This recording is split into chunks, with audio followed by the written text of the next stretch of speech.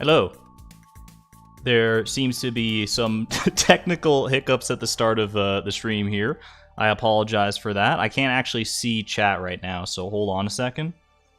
I need to, like, reload everything because my computer just, like, shut off. Which is not great. But hopefully you can hear me now. Hello? I am now opening the chat window. Are y'all here with me? My computer we've been away from streaming for so long that the computer doesn't know how to handle it. I'm also getting a lot of dropped frames, I don't know what's going on with that. I'm gonna hope that it stabilizes or that it's not as bad as it seems. But it looks pretty bad right now. I thought I had ironed that out. We were good for like a solid week, and now we might be back to issues, but I'm gonna power on regardless because I want to. You can hear me? Oh yeah, buffer again. Boo, but in spook. Oh my goodness, you scared me. Hello, hello. I also see that I did miss off on being a member for 5 months at the Neutron level. Thank you, I appreciate that. Hope your week off was great, Argon. Thank you so much. It was. I mean, it was definitely for the most part pretty relaxing. I ain't gonna lie. And Zellaby with being a Positron member for 4 months. Thank you so much for the generosity. What is time? Happy 3-month, everyone. Thank you for doing the thing, Argon, and take my money, you weird Canadian man. That's the exact kind of energy that I go for. Weird Canadian man. That's me. 810G isn't even enough for chicken nuggets. Accurate? True. I think it translates to like $8. Well, you know, that might be enough for chicken nuggets. If we go like $8.10 kind of thing. Hopefully we don't get too many big buffers here. I do think that it's plausible, but at the very least, I hope you can hear me now. I hope you've all had a great couple weeks. Has it really been like a couple weeks? That's crazy. Or it's been like 1 week. Because I just took like the 1 week. Yeah, because I streamed on like last Saturday. Not this past Saturday, but like last Saturday. And that was the last stream, right? So man, time flies though. It feels like it's been an eon since then. Regardless, I'm happy to be back in action here. And I hope that you're all having a great time as well. Unfortunately, I had to drop my channel membership due to an unexpected budget crunch. Hey, no worries. I will not hold that against you at all, Purple. Things happen. I drop memberships and Twitch subscriptions and take them away, and it just depends on the scenarios. All kind of a blur. Hope your break was good. It was, Allie. Thank you. And thank you again for hosting that community game night over on the Discord. If you weren't aware, !Discord, you can join the Discord over there, and we had a community game night just the other day, courtesy of our lovely mods. I was a participant, and I had a great time. Either way, I'm kind of just stalling to hope that the what if I change some settings here? Because it was telling me like encoding overloaded, but like I don't get this. Like, okay, fine, I'll bump this down to 4,000 kilobytes per second, kilobits per second even. You know, we might get a little bit of chunkiness, but it might be better than frame loss. I'm not entirely sure. Either way, we're gonna get right along with it. After we go through the fan art for the day, we actually had like a little bit of fan art, a considerable amount of fan art. Well, I mean, like, you know, an average amount of fan art, which, I mean, the fact that I can even say an average amount of fan art is still bewildering to me. Like, there's an average amount that's greater than 0, which is just wild. Let's go into it right now, starting with this lovely little comic reminiscent of look, it's not a memory that I love to relive, the last flower dance we went to, but if I have to relive it, this comic is the way to go, by Cecilia Puff over on Instagram. Also, Dead Leaves in the Discord, if I'm not mistaken. This was this was such a treat, just looking at this, and like it encapsulates the energy of that flower dance so perfectly. The first flower dance, if I'm not mistaken, that we've ever had on the channel, where we didn't get to dance with literally anybody. I mean, especially Haley, but no one else was gonna take our hand either. And a single tear rolls down my cheek. A lot more tears rolling down Chloe's cheeks, though. I can attest to that. That's I love this face on Haley, by the way. The big one right in the middle. That evokes the instant I saw that evoked some heavy Heather Chandler from Heathers, the musical vibes for me. And I love it. I absolutely love it. Very well captured. Thank you to Cecilia Puff for that one. So beautiful, but so depressing. Pickle Jar Rag plays sadly in the background. We also have this lovely little number from Alaska Wonders over in the Discord. Just a very nice sort of blooming portrait of our main girl Chloe. Very, very nice. I just love how soft and bright it looks. It's a really nice interpretation of Chloe. I absolutely adore this. Very, very well done to Alaska Wonders for that. Thank you so much. We also have a little bit of a different fan art piece that I would love to share with you in the form of audio. So I'm actually gonna, let me pop over. I can probably just play this over the main fan art compilation here that I usually play at the end of the stream. Let me get this loaded up because I need to make sure I get this right, because this was so sweet and so cute. What is Mickey Joe 10 over on Twitter shared a song that we all know and love and appreciate. It's the anthem of the channel at this point. But now it has lyrics. So, courtesy of Mickey Joe 10 on Twitter, I'm going to shut up and let you listen to this beautiful piece.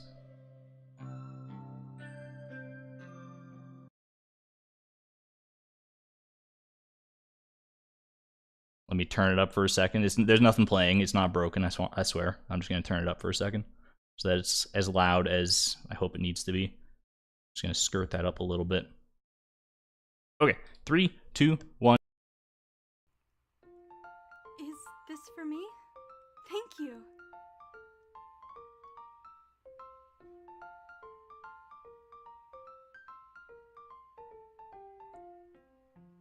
There's this girl moved into town, must be a year or two ago now.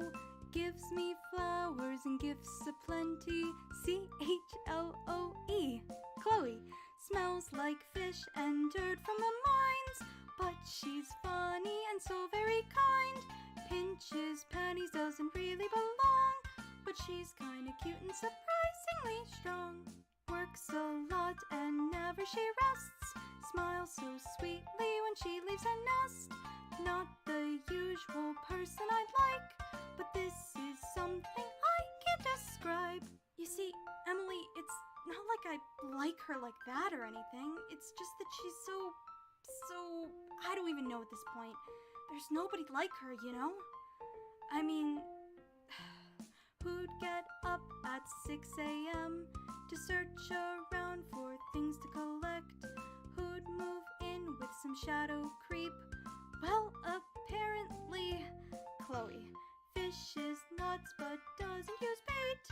I'd wish she'd stop making me wait. When I'm with her, I feel so complete. But on she runs 'cause there's something neat. I can't sort this out in my mind. With her, I feel I can unwind. I know it sounds kind of cliche, but I think I'd like her to stay. Oh, it's so cute! I love it so much. Thank you again to Mickey Joe. It's starting again. I don't want to talk over this beauty, so I'm gonna go ahead and switch back to this. I also need to turn down the volume on this son of a gun here. Oh my gosh. It's so good, right? It's so cute. Very, very well done. I'm sorry I scared anyone. I'm sorry. I just couldn't contain myself, okay? It was one of the most adorable things. I said it on the Discord when it was sent in. It like makes me think of like a Price of Perfection musical or something like that, you know? It's so good. It's so absolutely wonderful. So thank you very much to Mickey Joe 10 for putting together the lyrics and, you know, singing it, obviously. That was amazing. Thank you to all the other fan artists, of course, who have also shared fan art over the months, over the past. It's getting, you know, I mean, it's not that far from a year. We're closer to a year than not a year, so it's kind of crazy. Greatly appreciated. Always love seeing your talents on display. If you'd like to share your own fan art, song, visual, otherwise, exclamation point Discord. You can join the Discord and share it in the fan art channel over there. And then, and let me know how you want to be credited. If you want to be credited, you can also tweet it at me at Argon Matrix. DM it to me, however you want to get it to me. My DMs are open. I digress. It's, you know, we're past due for when I should I should have started the actual like gameplay portion of the stream 10 minutes ago technically, but due to technical issues and of course the amazing fan art, we're a little late on this. I don't even have freaking Stardew Valley open. I had it open, I promise, but then my computer turned off at the start of the stream for an unforeseen reason. It didn't blue screen. It just like turned off. So I don't know what that was about. Hopefully that doesn't happen again. Obviously, midstream. It's not like it's not raining. There's no. I mean, I guess it could be a power outage if, you know, someone crashed into an electrical pole or something, but. I digress. We're going to go ahead. I'm going to hope that that didn't happen. Not for the power's sake, but for, you know, like the sake of people's safety. All right. Prairie King, I love you. We're going to mute that. We're going to bring you over to Stardew here. And you may notice something brand new, by the way. You may notice exclamation point fiber is a command, but it's kind of a redundant command now because we got a fiber counter in the freaking game. Like, actually in the game. Right there. It's live. This is not on the overlay. This is in the game.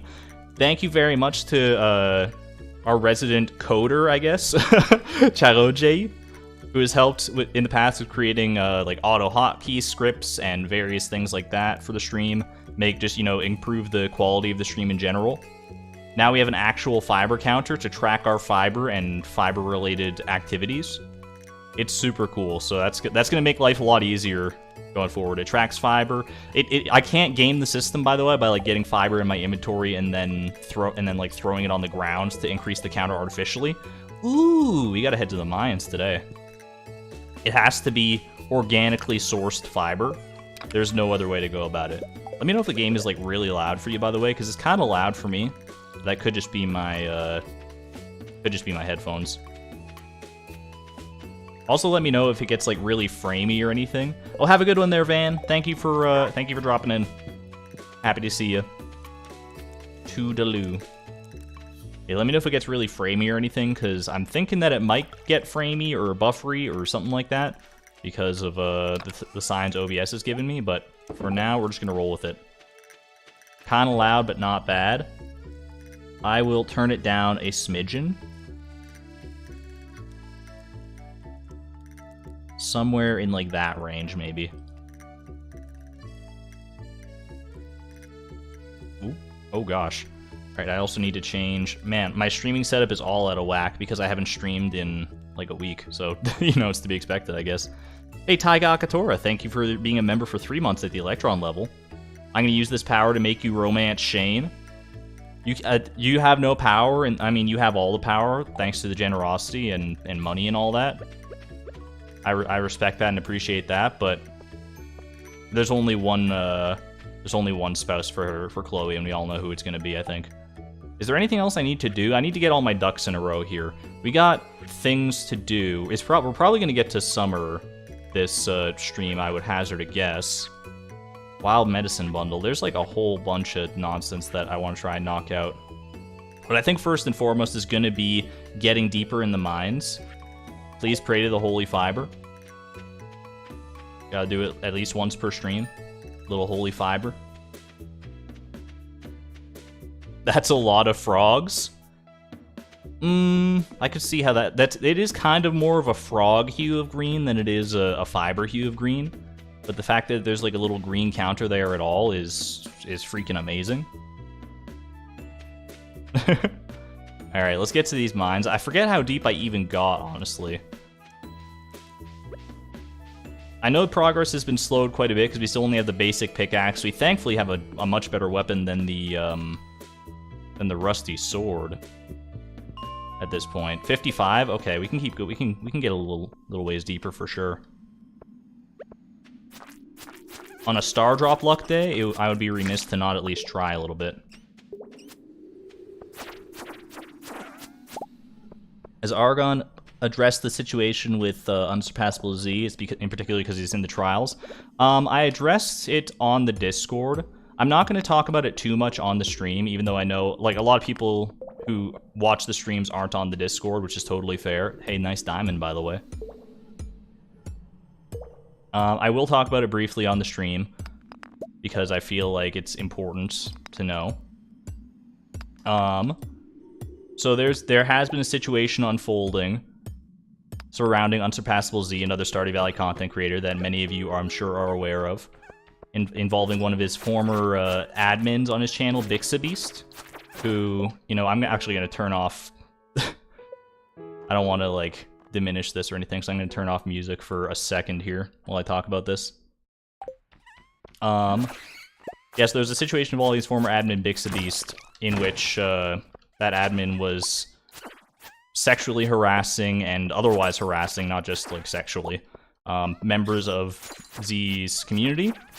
And the response to that situation, to make a long story very short, you can read a lot more about this on the Discord and in various other creators' Discords, and there's a lot of information about it out there that you can summarize, or that I can't really summarize here because I don't have it all top of mind. But needless to say, Unsurpassable Z, Zach, I'm just going to call him Zach from here on out because that's his name, his response to that situation was really slow, really subpar, to put it nicely. Like, it was not handled well at all. And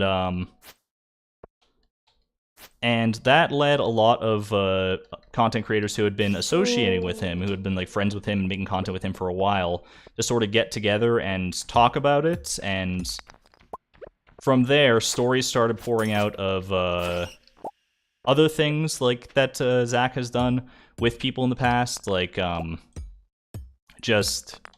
It's hard to really get into it because there are a lot of... I don't want to, like, out anybody here, obviously. I don't want to talk about anybody's private affairs. It's all best handled behind closed doors, which it has been being handled behind closed doors for pretty much the past couple weeks here. But there were a lot of allegations of him, like, you know, not really prioritizing... or not really showing much empathy or care towards his friends, more using them for content than anything else. Violations of people's privacy, just a lot of really... From the stories that I've heard and the people that I've talked to and the things that I've read, there were a lot of little things that on their own would be innocuous enough. Like, you'd look at them and be like, okay, I mean, that's bad, but we've all done bad things before, right? We've all done and said things that we regret. And as long as you recognize that those things are bad and you learn from them and grow and don't make those mistakes again, ideally, then we're all good. It's all good. But there were so many little things that added up over time that it just became pretty clear that there was a pattern of improper behavior and improper conduct there that none of us really wanted to support anymore. None of the content creators I was talking to were interested in supporting or being associated with that anymore, myself included, which is why I have regrettably dropped out of the Stardew Valley trials along with a lot of other people. I'm not going to name names because that's up to them if they want to say that or not.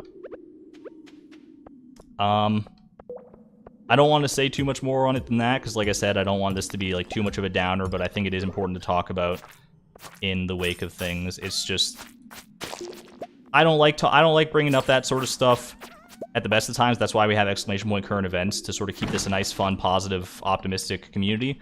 But when things get that close to home, you better believe we're going to stand up for the things that we care about in this community. Like, some of the stuff he was doing and saying, it was just not, it was not good. Like, there's just no great excuse for it. And I want to be clear, I don't think, number one, don't use any of this to, like, try and cancel or harass him or anything like that. There's no need for that, and that's not the kind of atmosphere we want to condone here. And I also want to say that I don't think he's a bad guy, specifically. I think that he's made some bad moves and said some bad things, and he needs to apologize and atone for the things that he said and done in a proper and sincere way. And that's kind of all there is to it at this point. So for the foreseeable future, I won't be associating with him, making content with him. I won't be in the trials, as I said. It's just the unfortunate reality. I don't want to associate with someone who does things like that point blank, doesn't says things, and clearly has their priorities in the wrong place for right now. I'm hoping that all of this will be a learning opportunity for him, and that he'll, you know, turn over a new leaf. But I have yet to see any progress on that front, and that's just, and until that point, I'm not even gonna, I mean, it's hard to say where things are gonna go in the future, but I'm not at this point considering even entertaining the idea of doing any more content with him, so.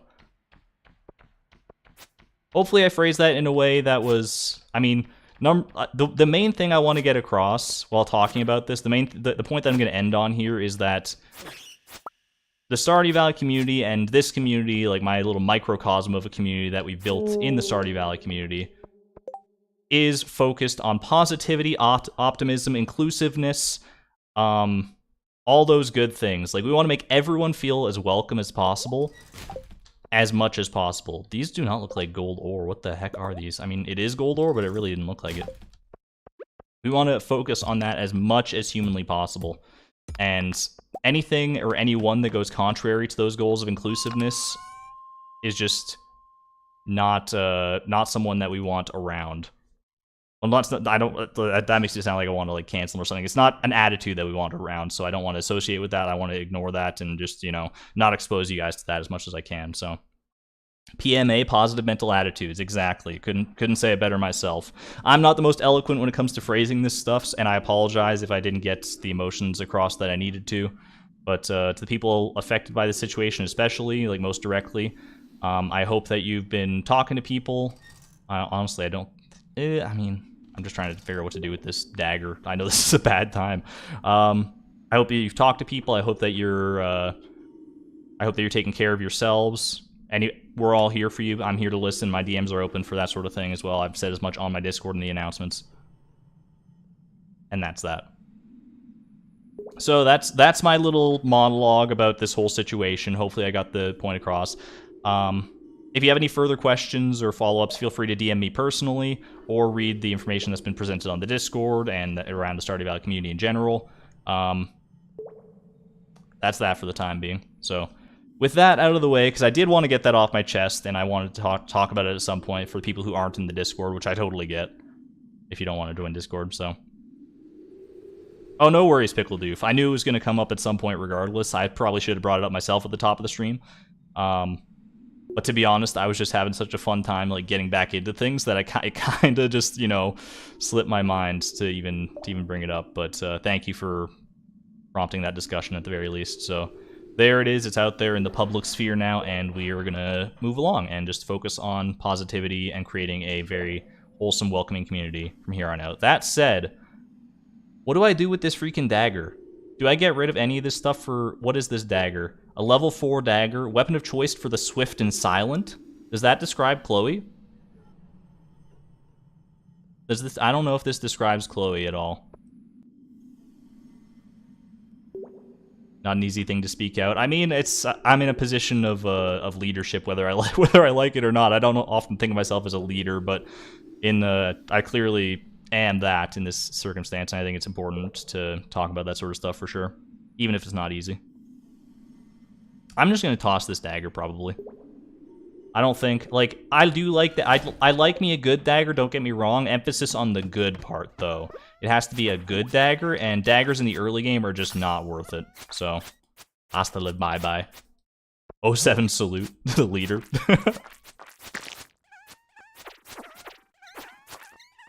That is something I think about a whole lot, honestly. Like, especially now that I've got like a bigger audience and community compared to what I'm used to from most of my time on YouTube. Like a lot of my time on YouTube when I was much smaller than I am. I'm not big by any means as far as like content creators go, but compared to like, you know, the 5,000 subscribers I hovered around for a very long time and the, you know, couple hundred views I would get per video or a couple dozen people I would get in a stream at a time. This is like so much more. It's so much just more than that, just in so many different ways.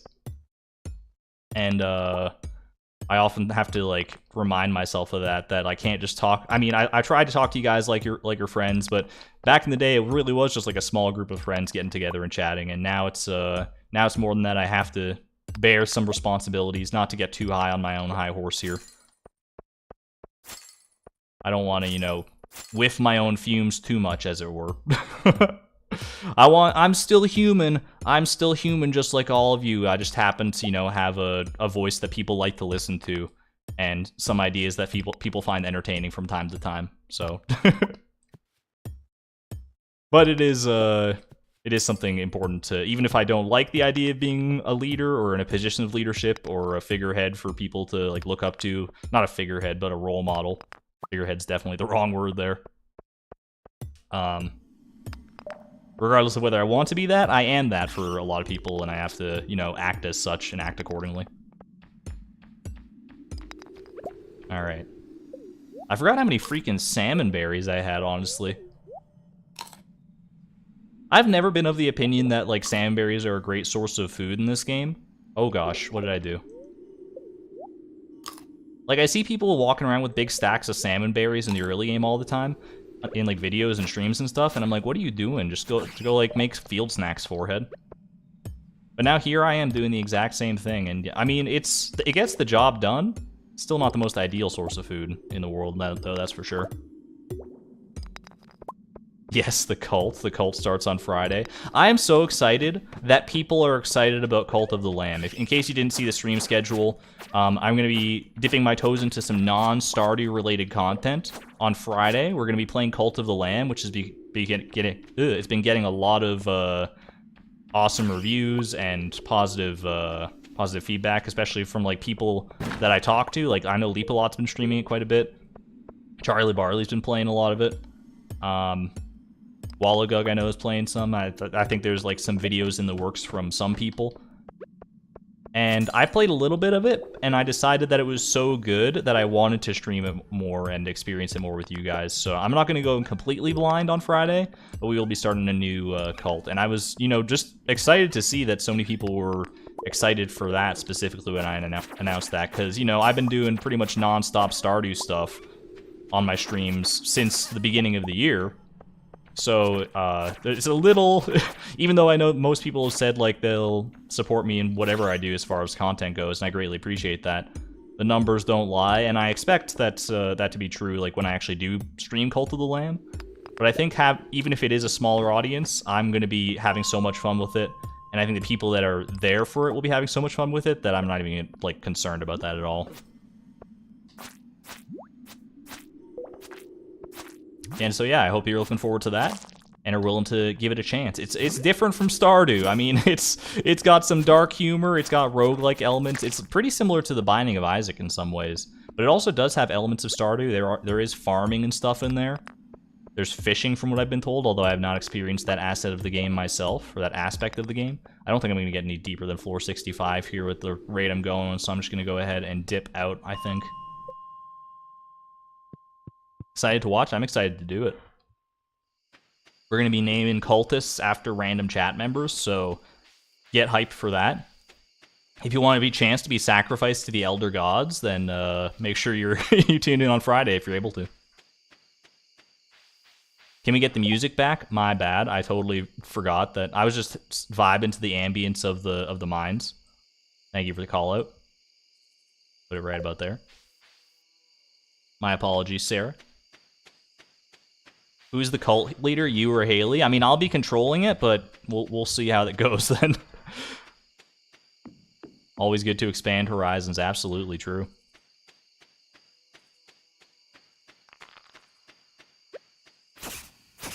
Although I am enjoying Stardew stuff. I'm not even gonna lie to you guys. Oh, check the fiber counter, by the way. Wait for it, wait for it, wait for it. Boop. It went up, dude. It works.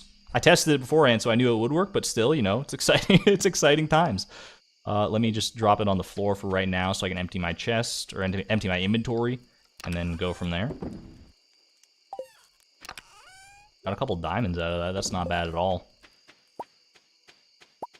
You can see it didn't go up again when I picked it up again because it came from my inventory, so it's, you know, nice and smart that way. Very, very good stuff.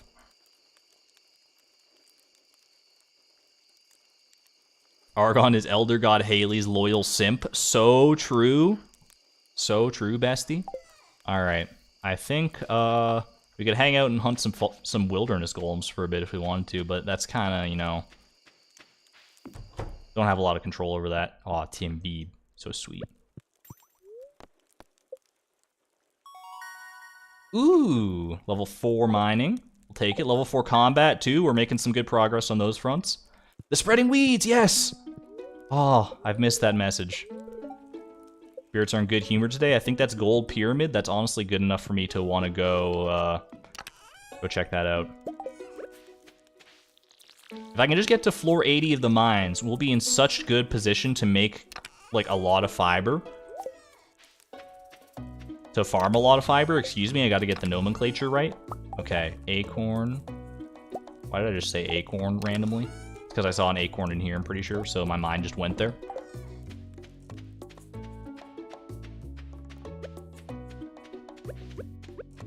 What was I saying earlier, by the way? Oh yeah, I was saying, like, I've got a lot of fun ideas and stuff that I'm working on for Stardew. I'm not even gonna lie. Chat, guess what I was doing in the hours leading up to this stream? I was just playing Stardew Valley. I was playing, like, a different save file, working on some different stuff, but I was still just playing Stardew. It's amazing that I haven't been burnt out on this game yet, I tell you what. Dawn Time, thank you for being a member for 5 months at the Positron level. Greatly appreciate your generosity. So glad you're back on the fiber grind. These streams are my favorite part of the week. I'm happy to hear that. They're some of my favorite parts of the week, too. Absolutely. If not, you know what? I think I can fully commit and say they are my favorite parts of the week. I have missed this for sure. Ooh, a little prehistoric vertebra. Take it. I'm just gonna head out and... I mean, I was gonna say gather some forageables, but to what end, right? We can't sell them, so... Wanted to stream Stardew this weekend, but you lost your voice. Ooh, that's rough.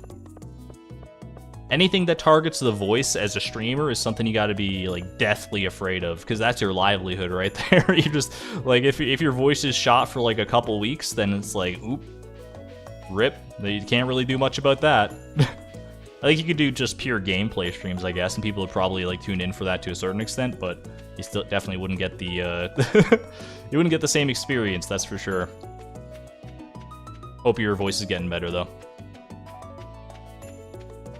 So used to seeing Chloe in the coffee mogul outfit, that seeing her without it is very strange. I'm loving Chloe's new drip here, honestly. The Fibrous drip is some of the best drip I think Chloe has had to date. It's very cute. And if you disagree, go get your eyes checked.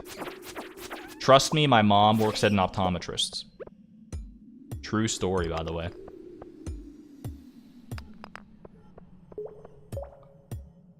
I am never more upset than when my throat hurts. That's a mood, honestly.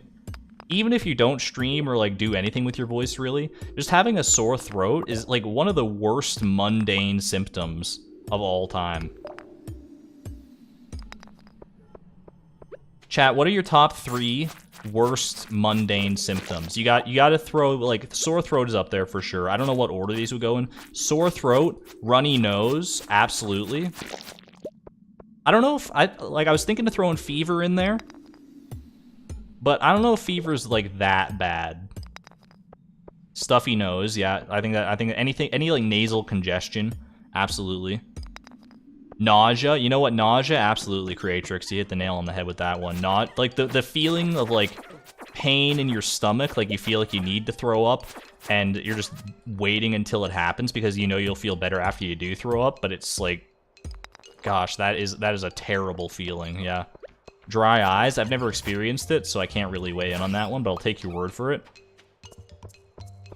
anything that affects my eyes, I feel like would just be like 10 times X more worse than I think it will be, because it's my freaking eyes.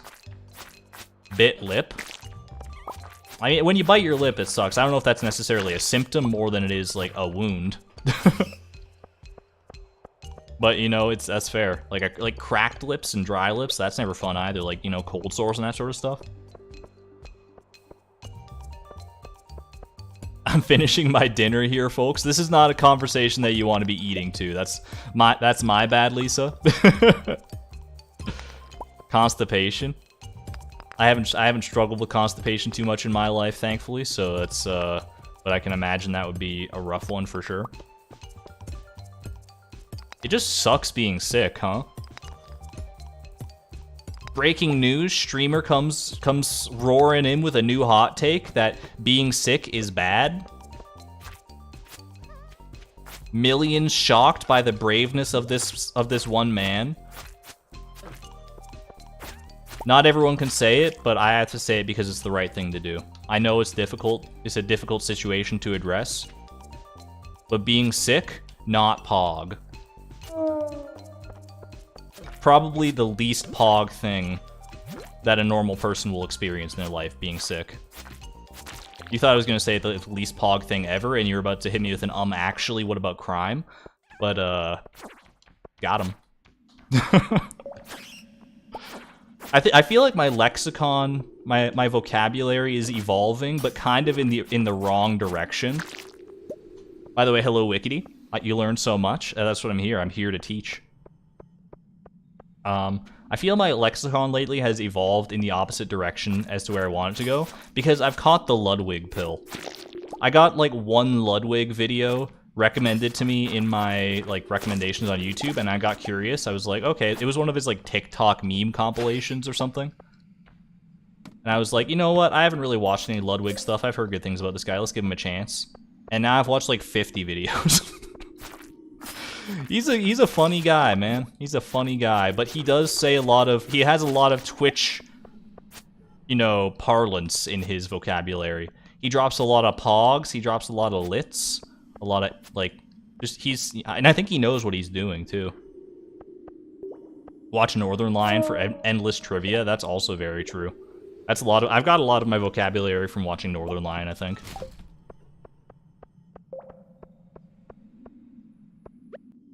Ludwig is the best. He's got some great stuff, that's for sure. I think he seems like, honestly, I don't know, when you're approaching those like really big content creators, it's almost like a coin flip whenever you like go to watch one, right? Like either you like go and watch them and you're like, oh, this guy's like funny and genuine and seems like he's actually having a great time, and you know, I'm willing to support this guy, or it's someone who's like very much in it for the wrong reasons, like they're just there to make like money or whatever. And not to say that like money isn't important, it obviously is, unfortunately. What do I get rid of for iron ore here? Probably these frozen geodes, to be real with you. I'm not opening too many geodes anytime soon, I can't lie. With the expenses at my disposal, I don't think it's a wise investment.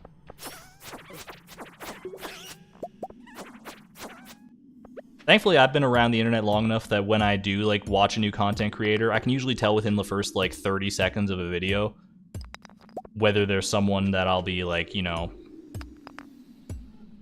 that I'll want to keep on watching. Because really having that, like, genuine demeanor to you, that you, like, really enjoy what you're doing and you're not just doing it for, you know, untoward reasons, it really is, it's noticeable. It comes through in your content for sure.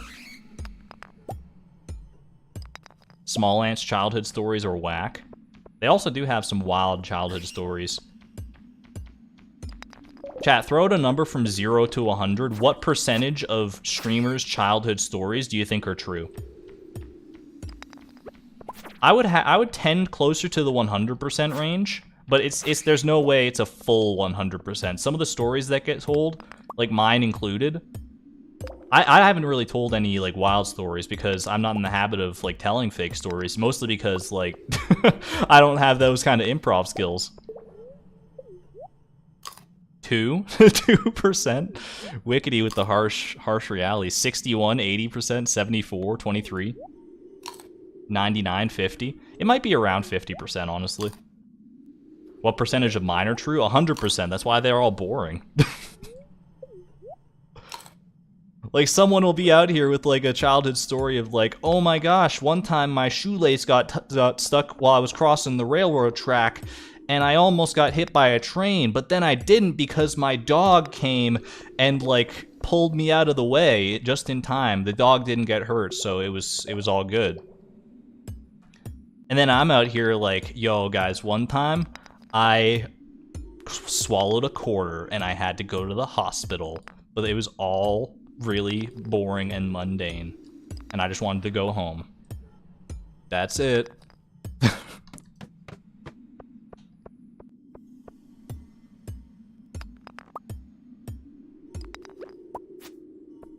What's my wildest childhood story? I'll tell you the one that's going to get you the most clickbait YouTube title if you turned it into a YouTube story. As I fell into the dinosaur enclosure at my local zoo. Doesn't that, like, it makes you want to learn more. You're like, dinosaur enclosure? What is this guy on about? But it really did happen.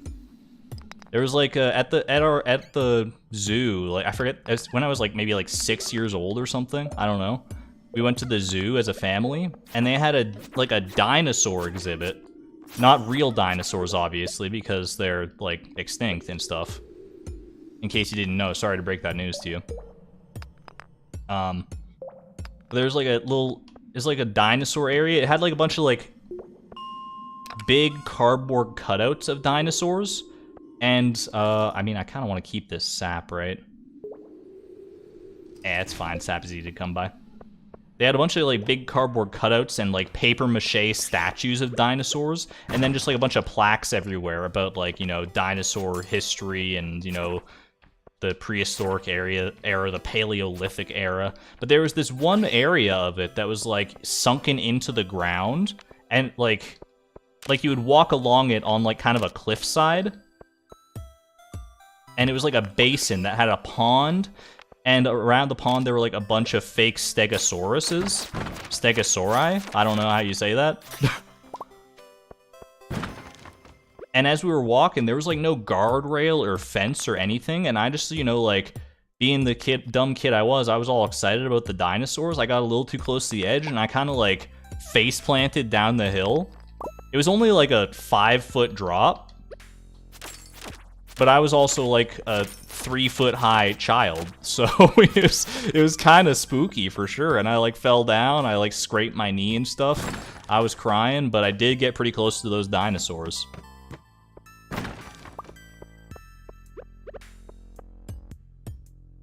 And that's basically the story. Like, my dad came down and he like helped me like climb back up a little hill.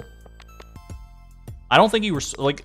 The hill that was, like, separating the basin from the main walking path was, like, just steep enough that it was clear they didn't want people, like, going down there. But there should have been, like, some kind of railing or something, you would think, to stop that exact sort of thing from happening.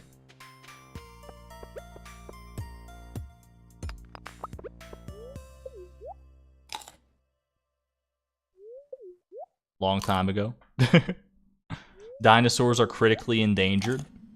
How wild is it that birds are, like, dinosaurs? The danger pit, don't fall in or you might go extinct too. That's so foreboding.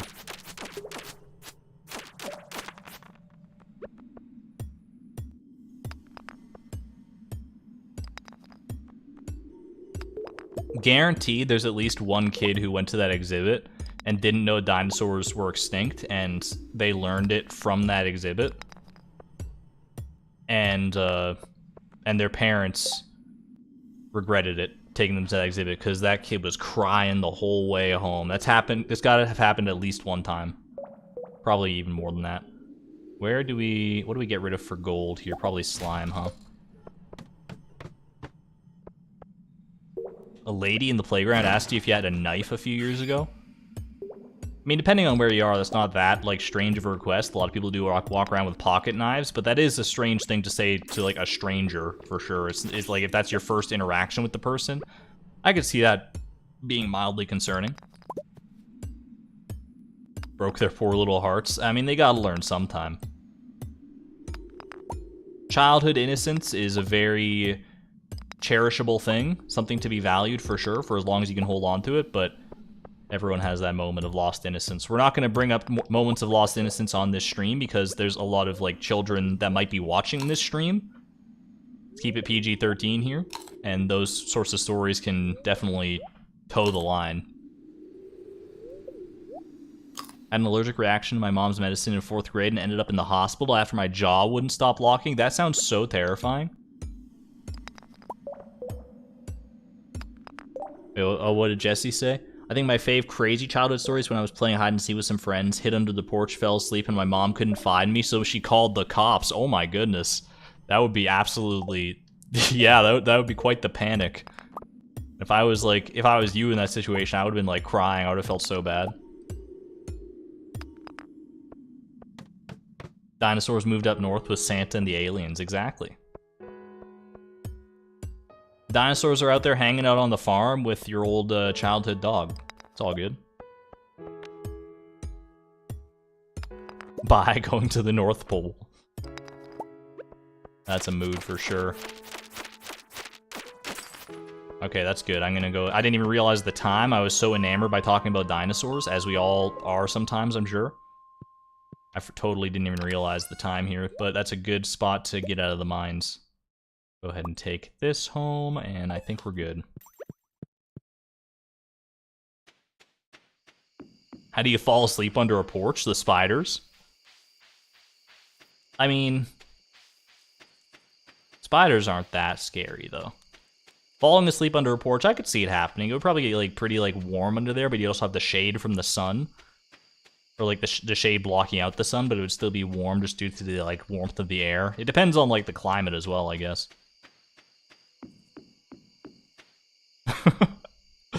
I love that sequence of emojis. The Tooth Fairy and the Easter Bunny too, right? Absolutely. They all have a little club that they hang out in together. The club of misfit mythos. A little more fiber. You might say, Argon, you're not making very good progress on the fiber front. Au contraire, mon frère.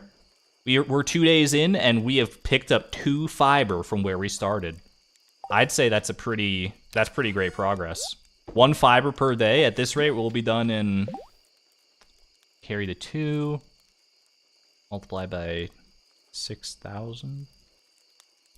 Don't worry about it. We're just gonna have a fun time while we're here. Alright, go to sleep for the night? I think so.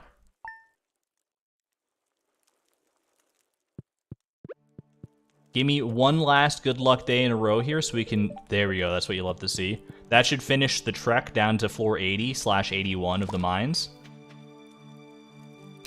And we're schmoovin'. At that point, that's the fiber motherlode I talked about in the previous stream. We're gonna get there, and we're gonna be loving life. Alright, I guess I will deposit the green bean over here. So many, like, parsnips and green beans and stuff. Good food source, at least, in the future, maybe. Two fiber, oh my Timbeeb. Alright, speaking of Timbeeb, where is that little rascal? He's waiting for his water. I can't just look at him, like, being all sad in front of his water bowl and not water that guy. And then he freaking runs. I go to look at Chad and I see his, like, what, Timbeeb, what are you doing? Timbeeb, have you been getting into the fiber again? Speaking of which, my lord, that's a lot of fiber. Holy, speaking of mother loads, oh my gosh, if that wasn't behind a wall of, like, do not cut. I mean, part of me wants to cut some of it anyway.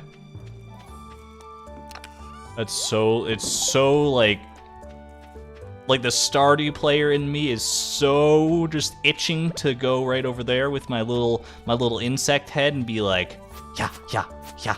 Could you imagine? Oh, it'd be so satisfying. Look at how satisfying this would be. It's like, oh my gosh.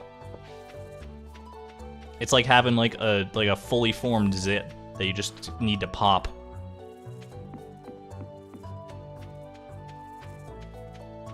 Continuing the trend of gross conversations, I guess. Like, there's like those videos of people like popping pimples and stuff, right? And people like a lot of people, a lot more than you would think, like go to watch those for like satisfaction or something. I can't do that. Like, no thank you. I'm tapping out. I'm just gonna take my, you know, take my little snackies and my little drinks, and I'm gonna go watch some a Dan Giesling stream or something instead. You love pimple popping videos? Not for me. Me who watches those. Like, no judgment if you do watch them. I'm just saying that I don't personally get it. I can get it, like, if you have your own pimple or something and it gets popped, I think that's satisfying in a weird sort of gross way. But watching someone else's or any like similar veins of videos, not my speed. Could not be me. I'm just so sorry. But hey, you know what? You do you. This is a no judgment zone.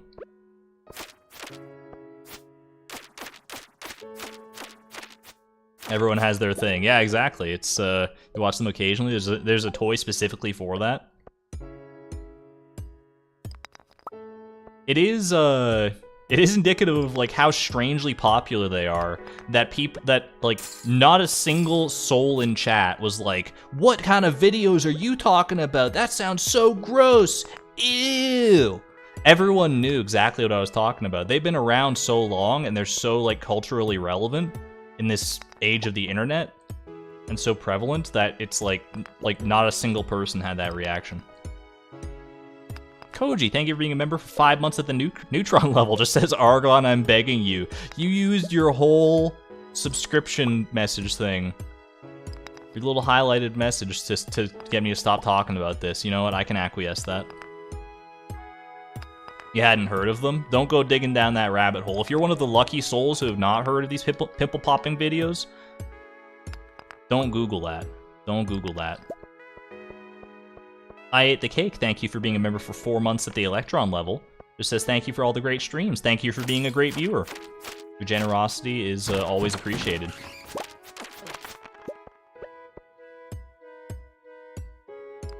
Five whole months of Argon stop.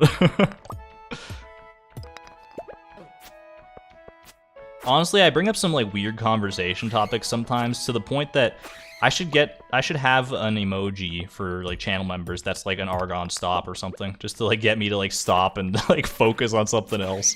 I think there might be a precedent for that.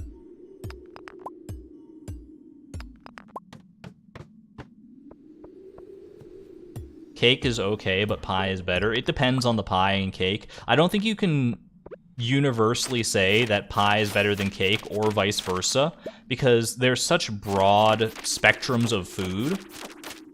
Like, pie has to encapsulate apple pie and like key lime pie and like meat pie, and it's like a whole gamut. And then cake, you got your cheesecakes and your ice cream cakes and your, you know, red velvet cakes and just so many different other varietals that, and none of them are like that similar to each other either.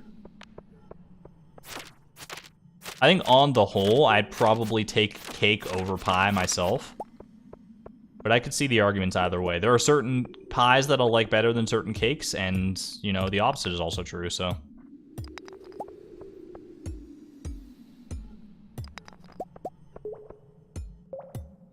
This is my opinion, not my fault, isn't the correct one.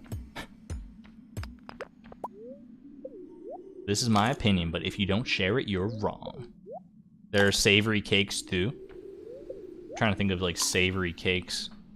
Crab cakes? There you go. There's one right there.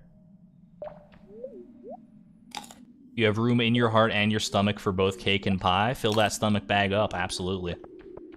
Go off. There's no need, like, it's exactly like the taco commercial that I quite often reference, like surprisingly often. ¿Por qué no los dos? Why not both?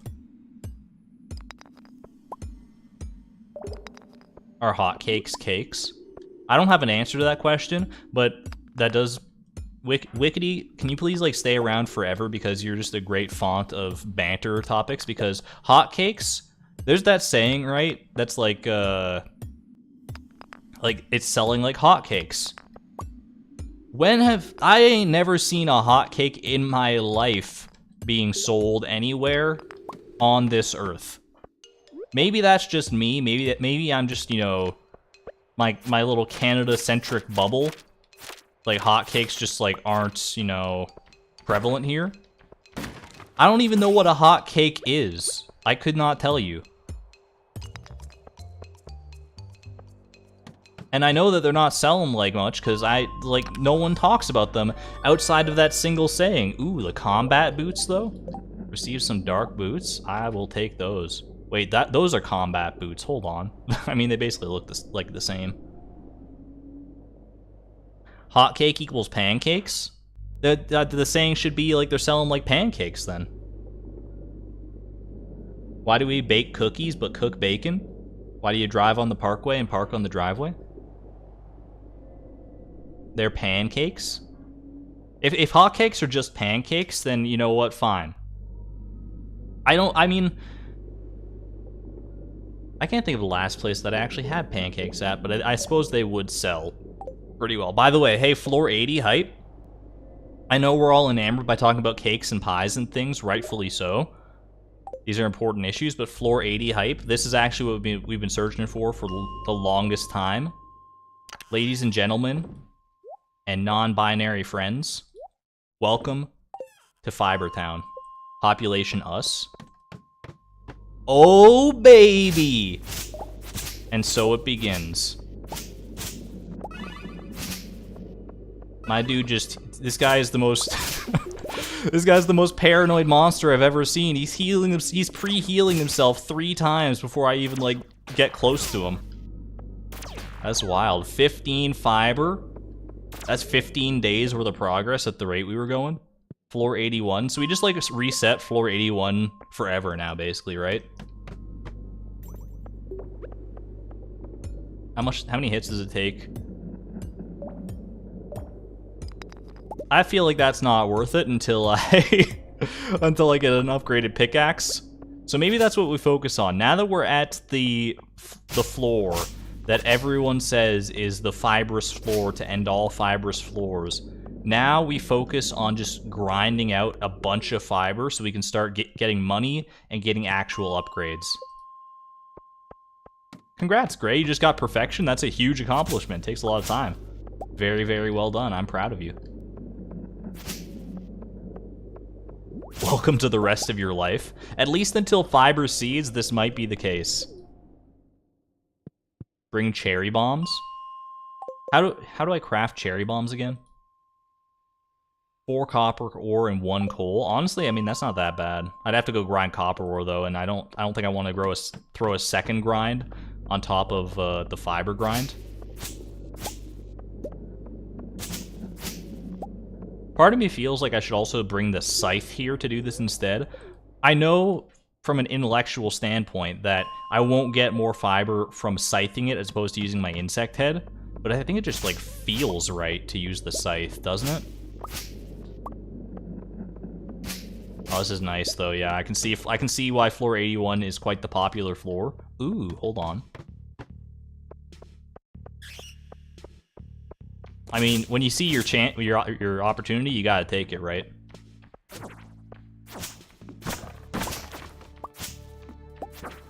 Excuse you. Oh my god, 16 damage. I forgot that I'm, like, this part of the mines is actually kind of dangerous, huh? I think Argon is missing member alerts through their discussion of cake versus pie. I thought I got all the member alerts. Yo, Chance the Cheetah, thank you for becoming a member at the Electron level. What do you know? I think that's the only one I missed, though, hopefully. Just, you know, at me if I missed yours, but thank you. I appreciate the generosity greatly. Don't cherry bombs destroy fiber? I think the idea behind cherry bombs is to, like, get resources and, like, go through the mines this deep without having to worry about upgrading the pickaxe, which honestly might be the better play than going for, like, a fully upgraded pickaxe, is to just, you know, cherry bomb it out. Might be a little rough to grind this floor for a staircase here, but it's the only, like, every other floor was a freebie up till this point, so I'm not too upset about that. I missed Creatrix's. Hey, Creatrix, thank you for being a member. Hold on. It's Creatrix. I gotta go catch that one. Viewer activity. Why does YouTube not show these things? I'm scrolling. We're scrolling, baby. Creatrix, thank you for being a member for 5 months at the Electron level. Aside from Meds Talk, anything exciting I missed? You haven't missed too much here. We're just... There's all sorts of conversations that we just kind of dip in and out of. That's just kind of the vibe of the stream lately. More of a podcast than a gameplay stream. That said, floor 85 incoming. I think I should break these ones because they're easier to break right now.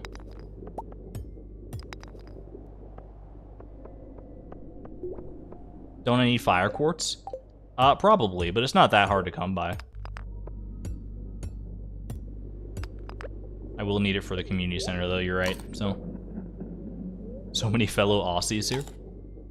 I have to say I'm excited about Friday's stream. My sister's coworker has been recommending to it recently. Cult of the Lamb, yeah. It's been taking, like, the YouTube and Twitch spheres by storm. And for, like, good reason. The little bit I played of it suggests to me that it is a very, very, very good game. And I'm excited to see, like, what more of the game has to offer.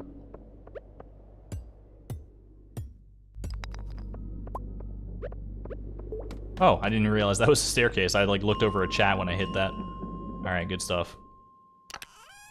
The golden scythe is the best way to get fiber because of its longer range. That will be true, yeah, but the golden scythe is still a little ways off, because to get that, we have to fix the bridge to the quarry, which is the crafts room, right?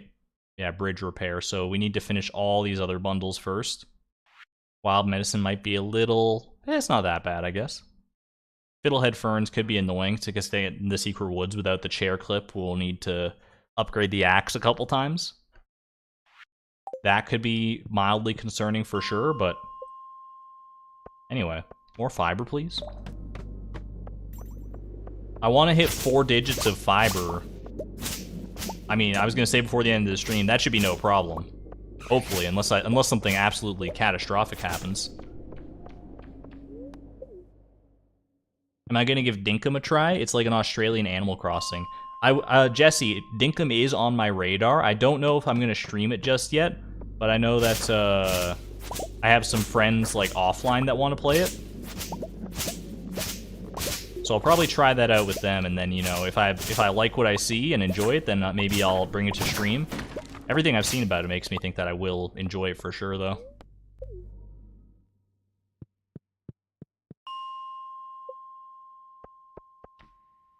Is the quarry mine share skip not allowed? Yeah, any like skips or glitches or anything like that are things I tend to stray away from in my challenges.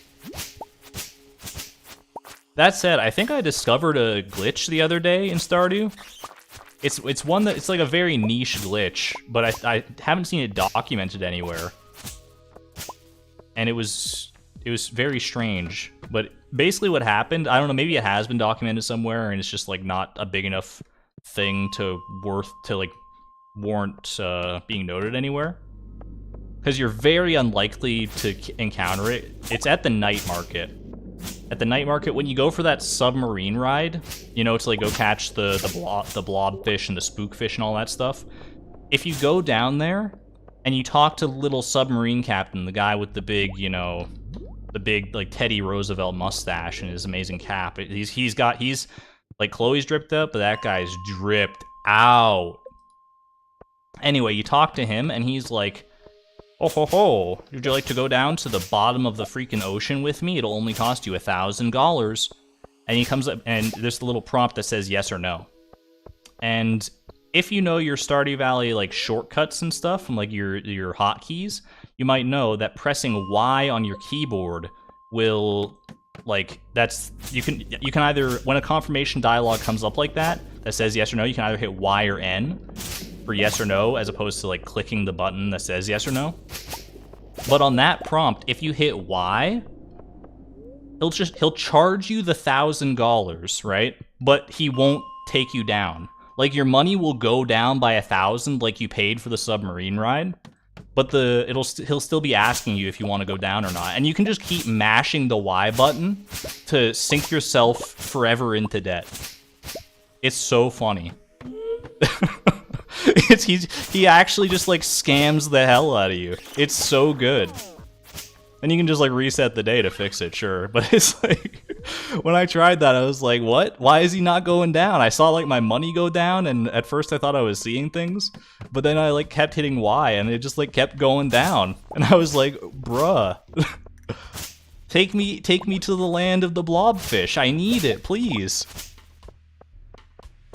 Then you just click the button and it's all good, but it was so great at the time when I discovered it. It's the world's least useful glitch for sure. I can't see it making its way into any speedruns anytime soon. Unless you want to like speedrun getting from max cash to 0 in Stardew Valley, which sounds like the world's most boring speedrun, to be quite frank. But, you know, there's one avenue for you. He did ask if you want to go down. A mustache of lies and deception hides all the money in his mustache. These are great theories. Speedrun debt.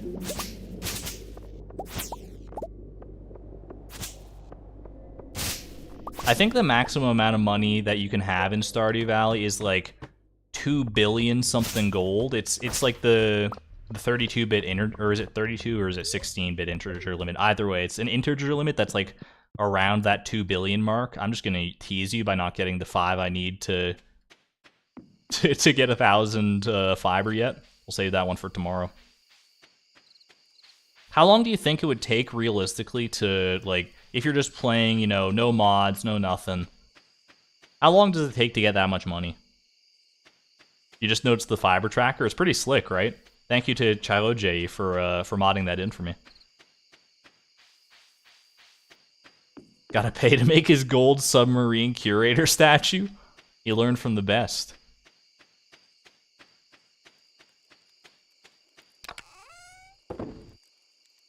We need a debt percent speedrun? I don't think I'm gonna do that. You know, maybe if the content well starts to run dry, then we can consider it for sure. It would definitely take at least an hour. I mean, you're not wrong. It has the same energy as that Vsauce quote where he's like, Pluto's really far away. It's more than a mile away. And it's like, hey, he's not wrong.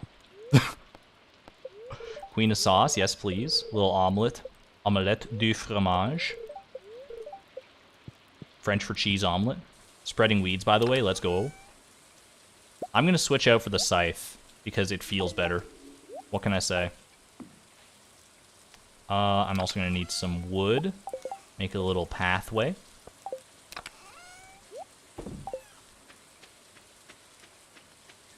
Clay farming to $2 billion. Fiber farming to $2 billion. Ooh, we got a double. Got a double hit right here. Not bad. I mean, I need a second pathway now, so I'm gonna have to go back. Actually, you know what? Oh wait, is this? Oh, I can't get that. I thought I might need my axe to get that.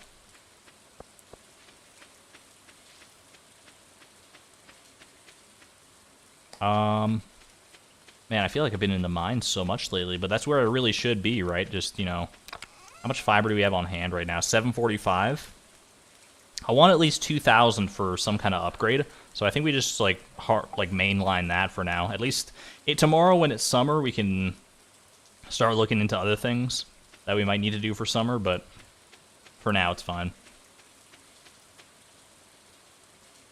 Let's sing a song together. Chat posts lyrics and Argon sings them. I appreciate the idea, Raging Phoenix, but I think that chat delay makes that very difficult to pull off in concept.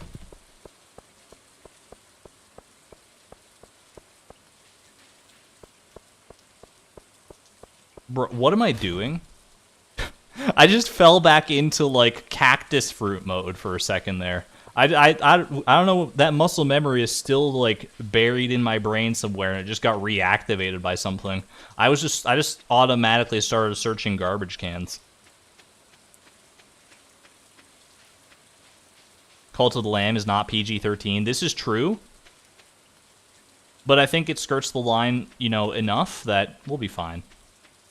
They're not sacrificing, they're just, you know, going off to the North Pole. Take me home. Stop posting about Among Us, that's pretty sus.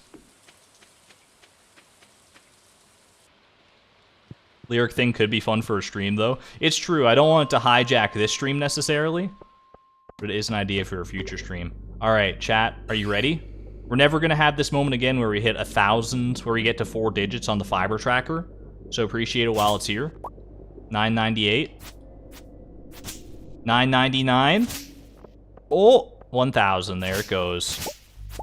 We got a little ways to go before we hit 5 digits, but we will hit it at some point too, so there you go. I also didn't bring a weapon now, I realize. I mean, the scythe is technically a weapon, but...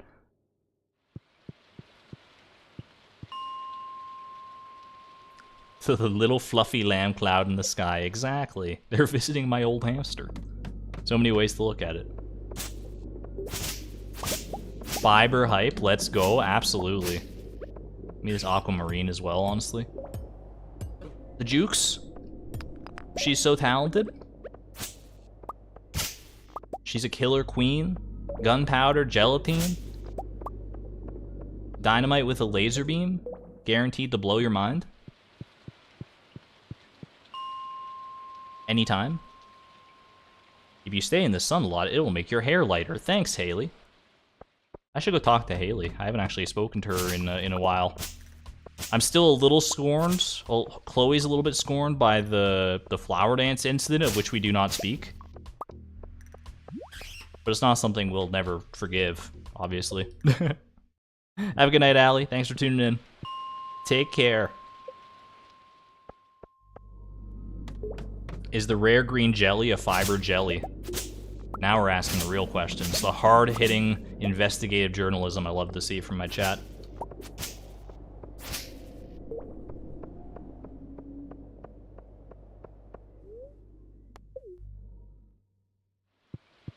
Make sure to take a break every now and again to get something to eat. I feel like every NPC in Stardew Valley has a line akin to that. Do you think that was Eric Baroni's way of sneaking in, you know, the Nintendo kind of style of like, hey, you've been playing for 30 minutes. You should probably take a break for the next few hours and go outside, touch grass, homie. You think he snuck it in there all clever that way by just putting in NPC dialogue about it? Because I don't think Haley's the only one who says something along those lines. Ooh, little genie shoes. It doesn't really match the drip, but, you know, add it to the collection at the very least. You know, knockback meta. We don't need to kill. It's a pacifist run. We don't need to kill anything. We'll just knock them away. Bat away the bats.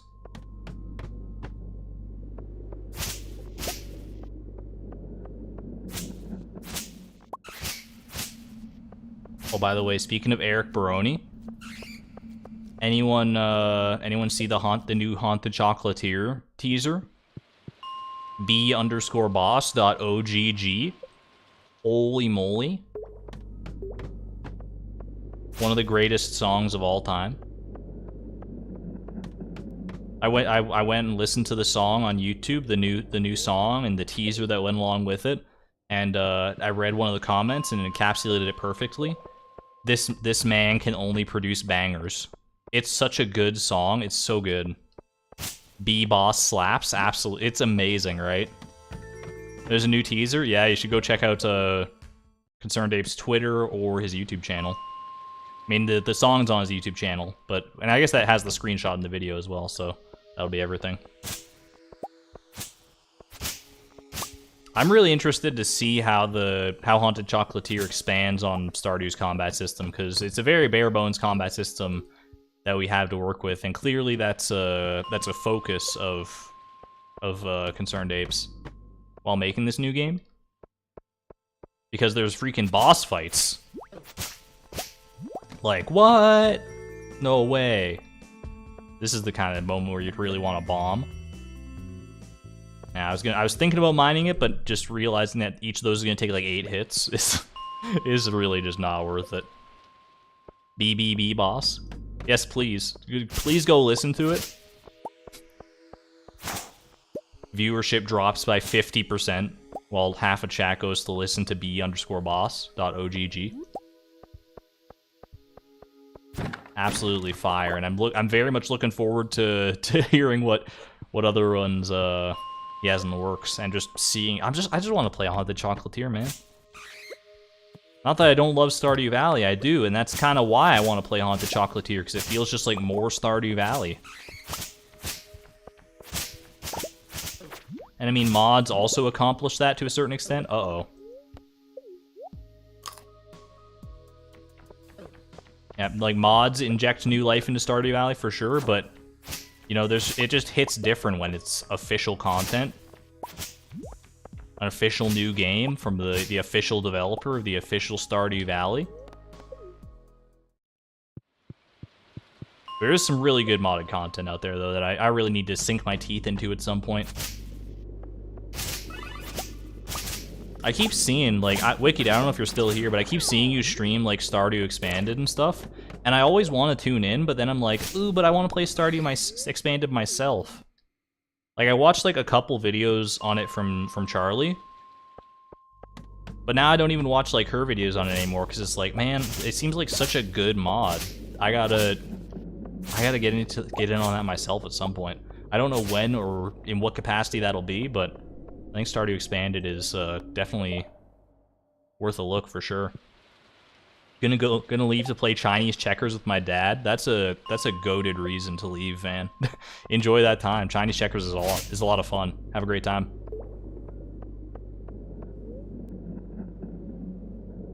You really want to play Stardew Expanded at the moment, but you're too busy with university. I feel that. College/university students, rise up.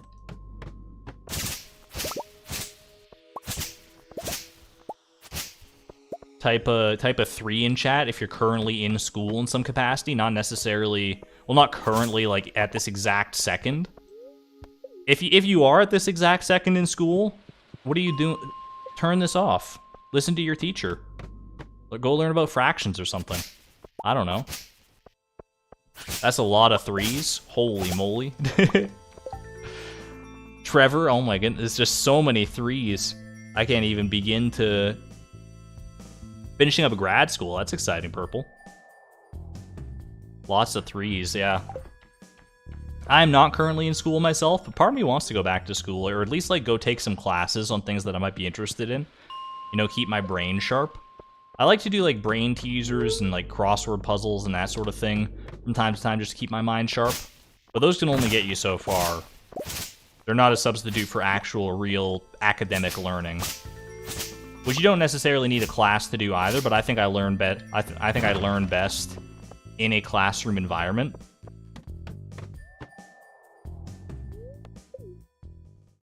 Like, I'll tell you, during high school and really all my formative years in school, I was like one of the most productive people ever to live. That might be hyperbolic, but it felt that way at the time. Ever since then, I'm not saying I'm not productive, but not having that impetus and, like, a teacher bearing down on me and, like, ask me for homework, having the deadlines and everything, someone else to be held accountable to at all times, it really just, like, I just started slacking. I need room for this mushroom. I'll probably get rid of this trash bag. Community college counts. Any type of college counts, or university, or school of any kind, or learning of any kind. If you're, like, correspondence learning, honestly, even better. Maybe not even better, but still just as good. If it works for you. YouTube has worked wonders for my early math education. Found the Khan Academy fan. Yo, Khan Academy, though. I watched a lot of their videos in my, like, 1 year during, that I was in university for a while. I think it's Khan Academy, right?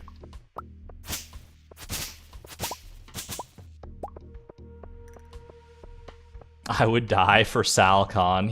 I mean, there might be an argument to be made that he's, you know, like, the most prolific math teacher of all time. There's, like, so many people have heard of those videos and, like, watched those videos and learned so much from them that there's definitely a case to be made for that. I'm gonna die. I'm just looking at my health. Like, I keep getting chipped away. Every single time I go down, I should probably eat some salmon berries.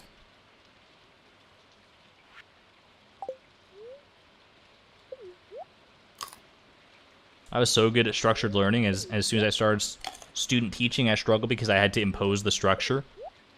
Then I kept trying for way too long before giving up. I feel that, yeah. Like, it's not necessarily a student-teacher front, although I imagine that would be a lot of pressure, but just having to, like, build your own structure and, you know, being on the opposite end of that spectrum. Like, being the learner, being the student, that's easy. You might not think it, like, sometimes, and it's not easy for everyone, obviously. And the homework can really get you down sometimes.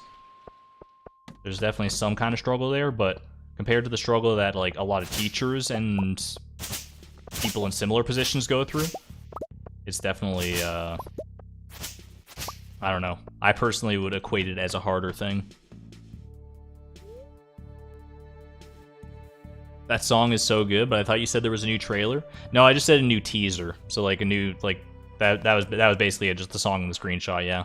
Not a new trailer, I wish. Hopefully it's in the works at some point, but honestly, even if there's never another trailer before the game comes out, I'll be happy, because it just means that he's working on the game.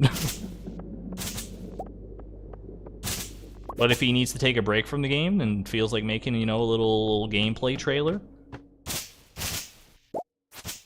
I ain't gonna be mad. Imagine selling 14 million fiber for perfection. Don't tempt me. I mean, we're already some percentage of the way there. A percentage that's too small for my feeble brain to calculate at this exact moment, but it's a non-zero percentage. And this is before fiber seeds even hit the field. I should be working on college, but instead I'm playing Sims. If you can find a good, like, you know, work-life balance or homework, leisure time balance, that's just as important as getting the work done itself.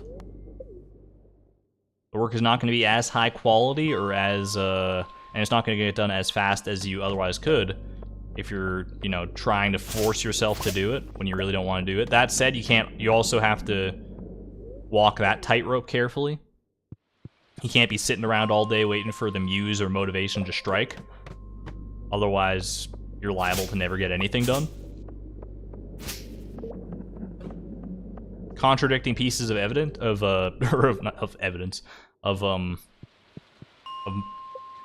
motivation, I guess, but somehow they managed to coexist.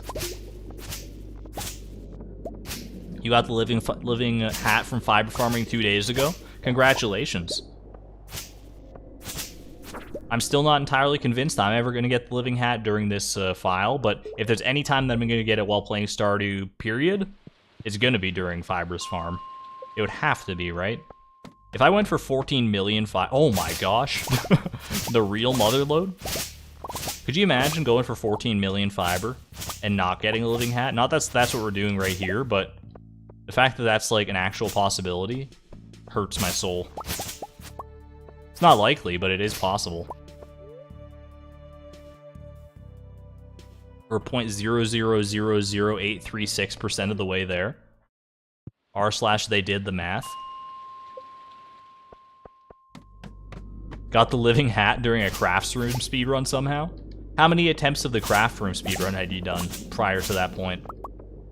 That's an important statistic. If it was like you've only done like 3 craft room speedruns, fair. If you're on your 7,000th craft room speedrun attempt, not that surprising that you get 1 in that time frame. 0. The numbers don't check out. Does not compute.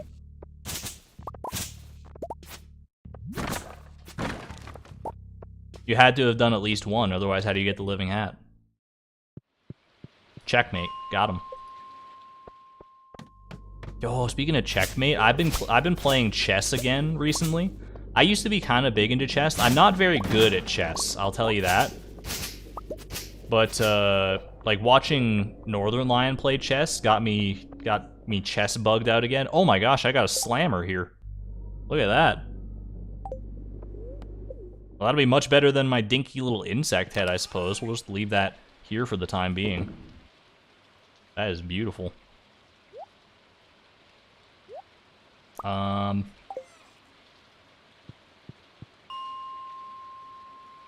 was a neutral luck day too, so it felt really special. That is pretty awesome. Congratulations. Yeah, the living hat is definitely an accomplishment to be celebrated.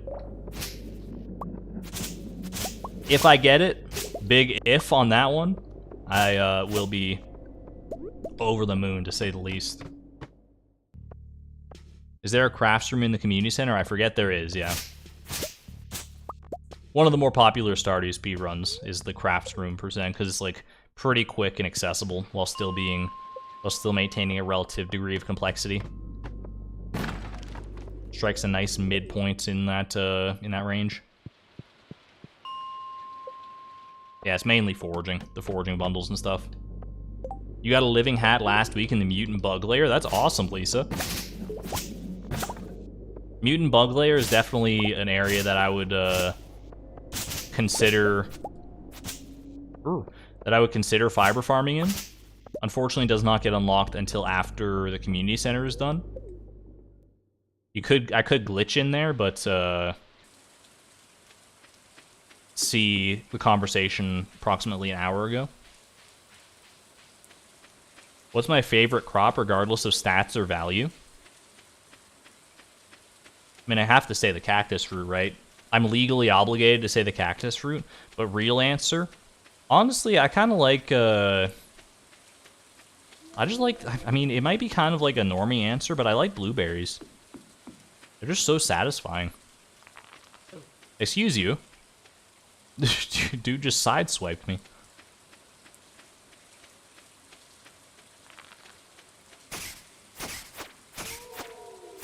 This is not optimal.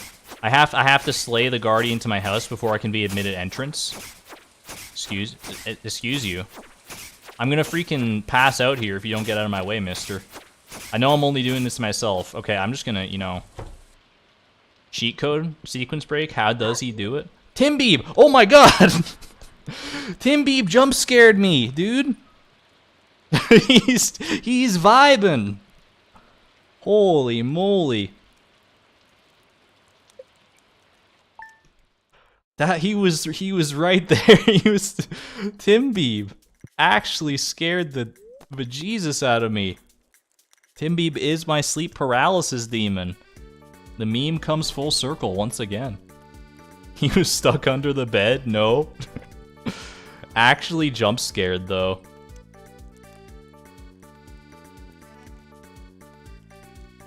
Oh my gosh. Okay, sorry, I was dealing with some stuff. Trying to get my heart rate back under control. Alright. It is summer now. That's pretty exciting. Sorry, Green Bean.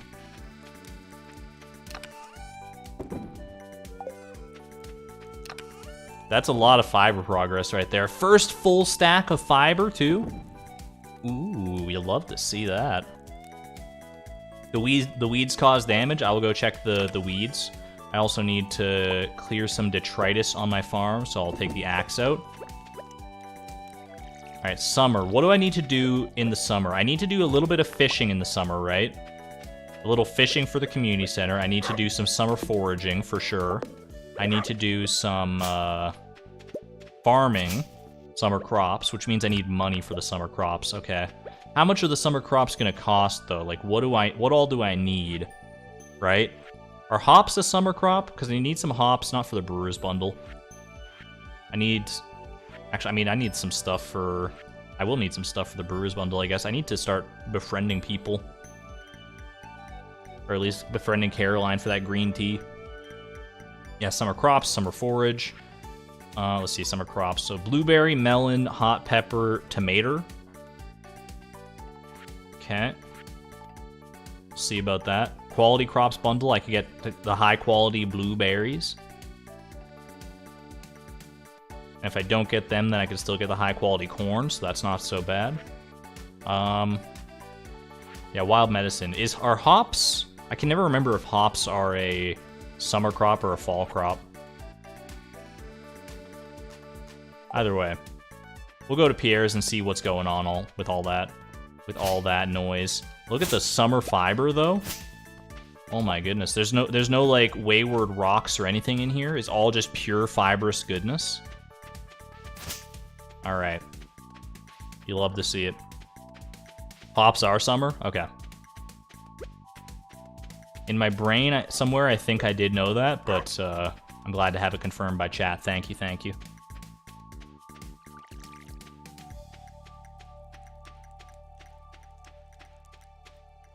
So I'm gonna need more money, is really what it comes down to at the end of the day.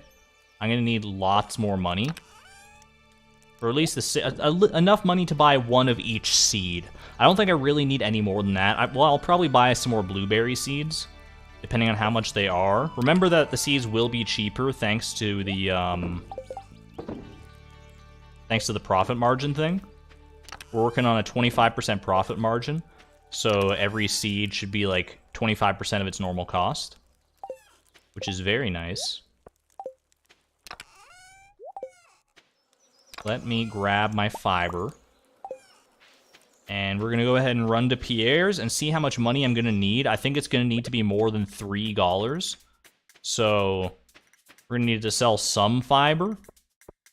Take a little bit of a hit to our upgrade of funds, but it's going to be worth it. Very ironic stream for me as I have to go on a low fiber diet for a day or two. I'm sorry, Creatrix. We're just funneling all the fiber you otherwise would have into the stream right now. Quickly just do a little run around for some forage, just in case. Plenty of sweet peas, but you're gonna need some more than that. Caroline will like that flower. Does Caroline like sweet peas? What do we got here? Demetrius is in need of a red mushroom. I mean, I would want to do that, but it would give me illegal funds. You're legally obligated to make a gif of Tim B walking. What the heck? Oh, is this the JojaMart cutscene? Welcome to Pierre's. How can I help you? Dude actually walks in looking like a supervillain with that like dark coat. It's the dead of summer, dude. Well, I guess it's the start of summer, but still. How is this man not like evaporated from all the sweat? 50% off your next purchase at JojaMart. You can't just do this, dude. I think I had this conversation when we saw this cutscene during the Price of Perfection. You can't just walk into someone else's store and solicit like your own coupons.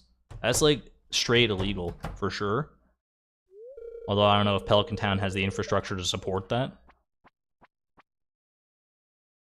Morris, that's my backpack. You better not be getting ideas. Joja Corporation is clearly a superior choice. Wrong. Pierre's goods are actually like significantly cheaper because Joja doesn't account for profit margins. At least Gus stuck around. Can we talk about that? This corporate manager has a bow tie as big as his head. Oh, as big as his ego is more like it. All right, so I need melon seeds, tomato. So we need one of each of those. Yo, I can buy a wheat seed? I actually have enough money to buy a single seed? I have 3 gold, dude. That's so funny. It's only 2 gold for a wheat seed. I didn't expect that. That kind of caught me off guard. All right, hop starter. Takes 11 days to grow. I should probably get like a couple of those at least to get all the hops I need. You got in the living hat twice before. That's wild. In the same run. Maybe I should have bought the 50% off for the Price of Perfection. It could have saved quite a bit. Honestly, it's a great point. Can turn that into beer, though. Do I need beer for anything? Alright, so we don't need any of that. Sunflower seeds. Sunflower seeds are still 200, huh? Alright, melon seeds. So I need 20, 40, 50, 62 for all those seeds. Plus hop starter. I'm going to get like maybe 3 of those. So that would be what? 107. Oh, I could buy some corn as well, actually. Oh, that's expensive. I think I'm just gonna sell... I mean, I can't sell the fiber to Pierre. I think I have to sell it directly to Robin. I'm just gonna sell, like... I'm not gonna do the full math on it. I'm gonna sell, like, I don't know, 250 fiber, maybe? Maybe like 300 fiber. That's a lot of fiber. This is gonna cut into our upgrades pretty significantly. Although I did get like 300 fiber just the other day, right? So, like in a single day of pure fiber farming. Let's go ahead and shop. So let's sell all this fiber. Oh gosh, am I really gonna... Oh, I just sold half my fiber. All right, I guess we're doing that. I misclicked. I was trying to figure out how to sell more fiber than that. Oof. Alright, well, it's no big deal. We were going to need to sell that fiber eventually anyway, so no harm, no foul, right? It's just more satisfying when you can build it all up at once and sell it, but it all has to get sold eventually. It all has to get turned into money, right? You can mod it to where you sell a living hat for 10k-ish. That would be really funny, actually. But I don't think I could ever justifiably sell a living hat. I would never forgive myself, and chat would certainly never forgive me. Alright. Single melon seed, which I think I actually didn't need to buy because I could get it from the museum, but it's fine. Single tomato seed. How many blueberry seeds? Well, single pepper seed. I'm not going to have enough freaking inventory space.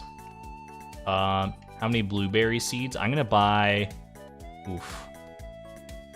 I think you buy like 5 blueberry seeds.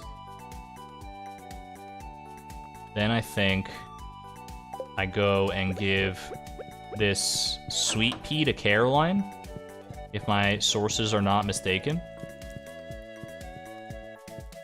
Sorry, Abigail. Actually, I'll talk to you. Why not?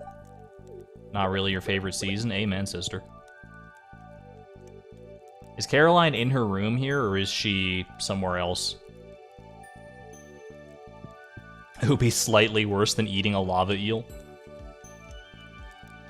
I think selling a living hat versus eating a lava eel, yeah, there's definitely a bit of a difference there.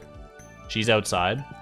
I thought she like stayed in her sunroom until like 11 a.m. or something and then left, but clearly that's not the case.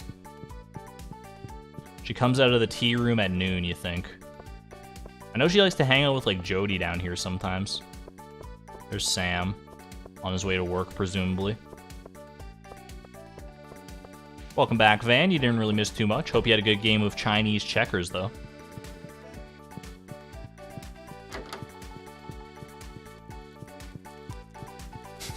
Someone animate that. Chloe just popping down an entire room full of fiber for Robin to enjoy. There she is. All right, there you go. Oh, goodness. Are you sure? Yes, please. Thank you for clearing my inventory space. Alright, I'm going to go ahead and buy some hops as well here. Hop starters. I'm going to buy... I think I should be able to buy like just 2 of these and be fine. And then I guess I'm going to go ahead and like go back and plant these, and then I can come back and buy some like corn seeds and stuff too. Like maybe like, I don't know, 5 corn seeds. That's a lot of money to be burning on stuff, but... Fibrous Chloe is disgusted with AstroTurf. What is AstroTurf? It's like the grass that you just like roll out, right? Like it's just a big mat of grass that you roll out, but it's not like real grass. It's like fake grass. But what's it made of? Is it just like plastic? Or is there more to it than that? All right, let's go ahead. Let's lay out these like single-use crops. Right here in front of Mr. Greg. Mr. Gregman. Alright, now I'm gonna go ahead and, you know what, we'll put our little hop starters right on the side here. Ooh, you love to see it. Then, man, hops, it kind of brings back memories, honestly.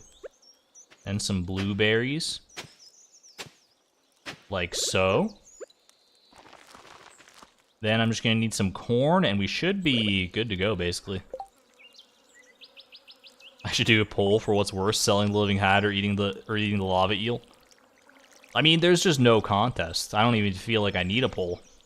The living hat is just objectively worse because it's so much rarer than a lava eel. A lava eel, I could get like 10 of those in a day if I got lucky enough. Living hat, technically also true, but not so much, not nearly as likely. How many crows is he scared? Excellent question. 2 crows, Pog. Alright. Let me throw down some... Wait, where's my clay? My clay goes over in this chest, right? Yeah, because that's fiber seed material. Okay. I need to go buy corn. I should also get some fertilizer to throw down. Some fertilizer for the blueberries and the corn, because we need quality versions of both of those, right? Eating a legend is literally worse. Yeah, I mean, eating a legend would technically be worse because it's a one-of-a-kind fish. You can get, like, legend the second, but it's just not the same, man. It hits different.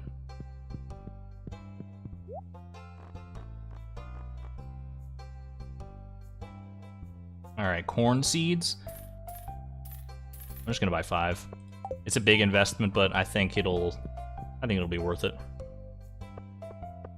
Cool looking green bar thingy, thank you. I didn't make it, but you can thank Charodziej for the fiber tracker.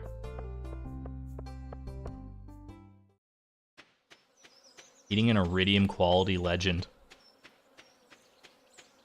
Could you imagine getting an iridium quality legend? That'd be so hard. Well, actually, I guess if you use the quality bobber, that's not that bad. But otherwise, don't you have to get like you have to like frame perfect catch the legend, right? That would be like one of the hardest things you could do in this entire game. You get a perfect catch on the legend, or like really any of the legendary fish, even the easier ones. Getting a perfect catch on those suckers, it's much easier said than done. All right, I want about 10 fertilizer. I don't have the, yeah, I think quality fertilizer recipe is like level 7 farming or something like that. Plop this down. I think we're pretty well set for our summer crops here. Now we'll just do a little peruse, probably a little peruse of the forest down here to look for, actually, you know, I'm gonna go beach. I'm gonna go beach to look for Haley first, because she's been on my mind lately. I cannot, no word of a lie. I could never, my fishing skills are 0. What summer fish do we need, speaking of fishing, for everything here? I got a catfish, right? I got, like, all the stuff exclusive to spring, hopefully. Crab pot we don't worry about. Specialty fish. Pufferfish is a summer fish, I'm pretty sure. Tuna and red snapper, I think, maybe are summer fish. Sturgeon is a summer fish. That might be it. What is that? Pufferfish, tuna. Red snapper's like a rainy fish too, isn't it? Either way, we'll get it sorted, I'm sure. Haley might be with Alex at the ice cream stand. I believe that's exactly where she'll be. Although it is getting late in the day, so it's hard to say for sure. But I know they do like to hang out together over here. There you go. She could sense me coming. So she knew it was time to say goodbye to Alex. What are our hearts at with her? Still at 3 hearts? I mean, we literally haven't talked to her since the flower dance, so you know what, that kind of checks out. Why is she with Alex? Girl just wants some ice cream. She's allowed to have other friends.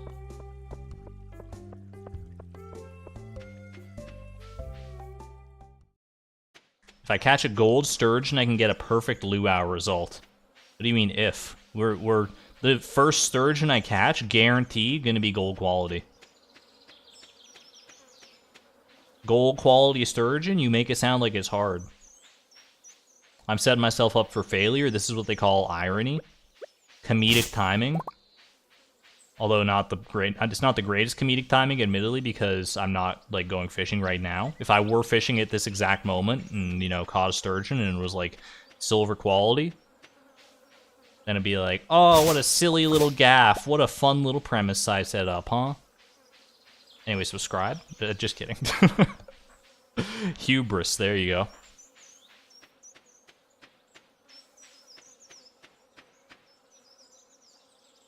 Are they really friends, really? I think Haley and Alex are friends, based on everything I know about them. Although I've never asked them personally. It's like one of the most awkward questions you could ask somebody, right? Like, hey, are we friends? I don't think anyone's ever asked that to me, and it's not surprising. Like, I'm sure people have wondered it, whether they think, like, we're, like, friends or not or whatever. But it's not a question you can vocalize, because you're gonna come off as a weirdo. Or in your brain, you think you're gonna come off as a weirdo, but if somebody asked me that, I wouldn't really, like, think that much of it. I'd just be like, yeah, we're friends. Or, like, who are you? There's really no middle ground there. Although if someone has the thought to ask me if I'm their friend, I'm probably their friend.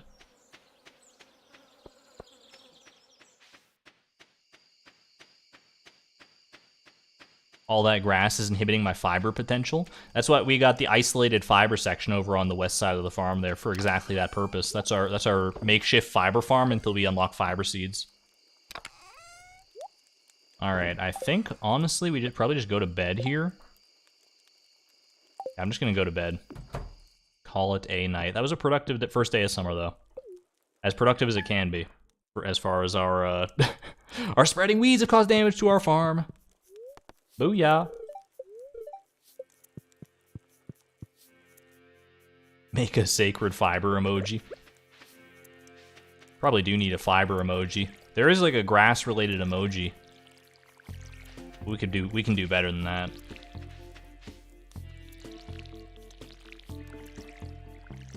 Am I your friend? I plead the fifth.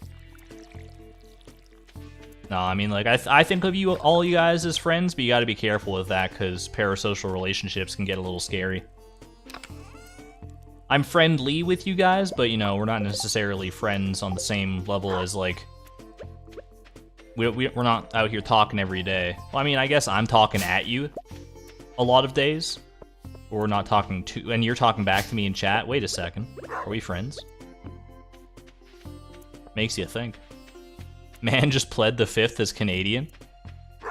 I'm a citizen of the internet. I do what I want. Alright, that's the wrong place. That's more like it. Okay. Do I need to concern myself with anything else today? There's still summer forage to be had, but that'll just come in time. It'll be better to go out on like a Saturday or something to check for that. The collective chat is your friend? Yeah, I think I'm friends with my audience, but not any, like, I'm not gonna isolate any individual people in my audience. Unless, like, you know, there are certain members of the audience, like mods and stuff, and other content creators that I talk to on a more regular basis. They I would consider more like personal friends. But the average chatter, I'm friendly, I like you, but, you know, you gotta draw good boundaries.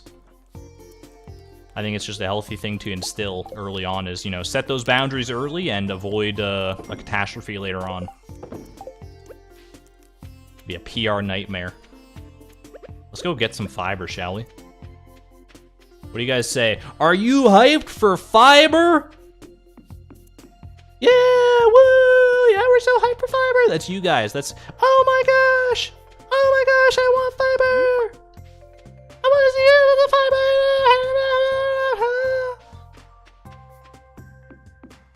Thumbs up if you understood a word I said. Thumbs down if no. Anyway, let's get ready to cut.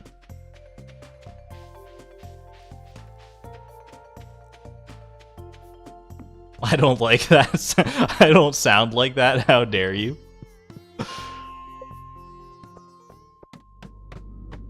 I don't think a single human being sounds like that, to be honest with you, if they're not trying to sound like that.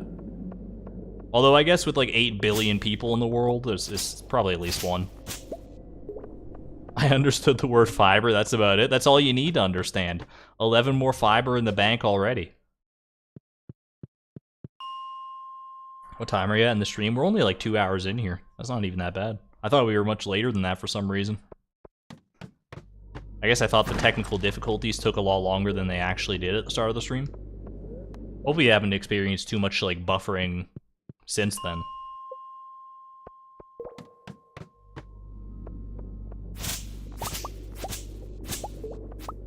At any rate, I'm having a good time. Hive-minded? The hive mind philosophy and the crowd mentality, it's a real thing. How crazy is it that, like, mass hysteria is a thing that exists? Like I'm sure, like, a lot of you have heard of, like, the dancing plague of 1807 or something like that. That's probably not the exact year, but it's like a few hundred years back, where, like, a whole town just, like, started dancing and they wouldn't stop dancing, even though, like, they were, like, crying, and eventually a lot of them died from exhaustion. Like, it was a very sad story. Like, how does that sort of thing happen? And, like, we have no real explanation other than just, like, it is what it is. Shrug emoji. That's so wild. Like, what could possibly cause something like that? Or the meowing nuns. Yeah, I've heard of the meowing nuns. The fiber argon's collected. Oh yeah, that's just the fiber counter. Yeah. Ooh, a new diamond. I'm gonna hide myself in this corner away from the slime while I mine this diamond. Mine diamonds.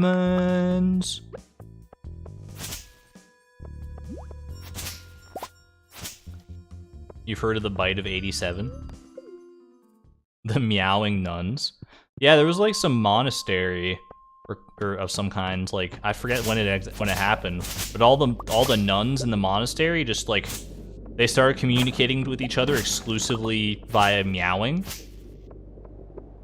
And these were like human nuns. These weren't like, it wasn't like a cute cat nun situation. These were like human ladies. And then they also, like, would not communicate with anyone else except by meowing, and they apparently all understood each other. And everyone else was, like, trying to get them to stop it because it was annoying, probably, to not be able to talk to them. I don't remember how it resolved, but it was an interesting story for sure. Cat girl nuns. OMG, so kawaii. Cat nuns from Doctor Who. If they were in Doctor Who, that was probably a reference to the real life thing, I would assume. Or maybe maybe a bunch of nuns got together, watched that Doctor Who episode. If there is such an episode, I don't really know. And we're like, yo, what if we did this in real life? It'd be so funny. And then they filmed it for TikTok and got 7,000 views.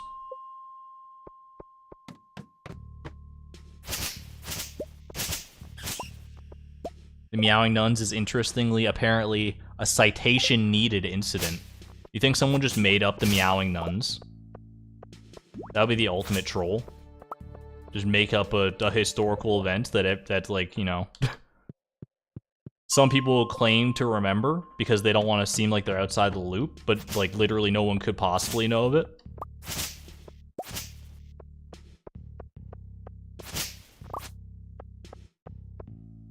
My best friend in elementary school once gave everyone cat ears for Valentine's Day, and for some reason I still have mine. That's very wholesome. I like that.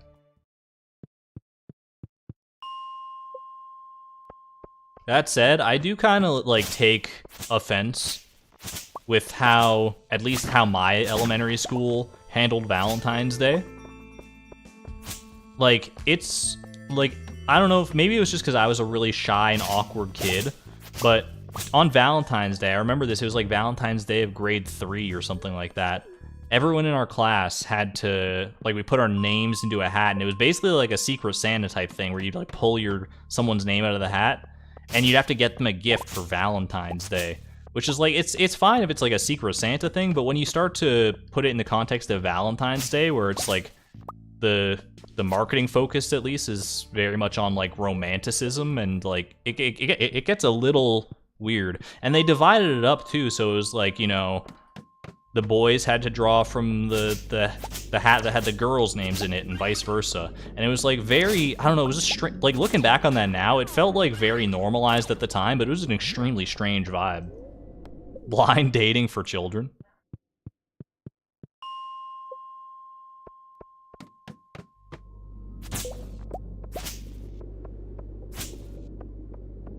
And it was made like infinitely worse for me because the girl's name that I pulled out of the hat happened to be a girl that I like already had kind of a crush on.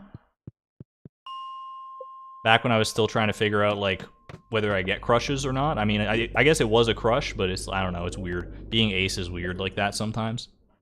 I think I still get crushes, but like in a different way than normal people do. It's hard to explain.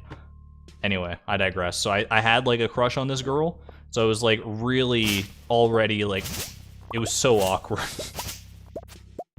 I remember though, I got her like I think I got her like a chocolate rose or something like that. It was very, very over the top. Everyone else was getting their Valentine's like little bags of candy or just like a little, like a pat on the back or a little handwritten note or something. I'm going out here the full 9 yards and getting a dang chocolate, like a sculpted chocolate rose. I don't remember even where I got that, but that was the gift I gave. And she was very nice about it. She liked it. Ace people can have crushes. Aromantic is the one. Oh yeah, arrow. Yeah, that's what I was trying to figure out for. I mean, I'm still trying to figure it to a certain extent. I don't think I'm arrow, aka aromantic. But I do think I'm asexual. I'm somewhere in that spectrum anyway.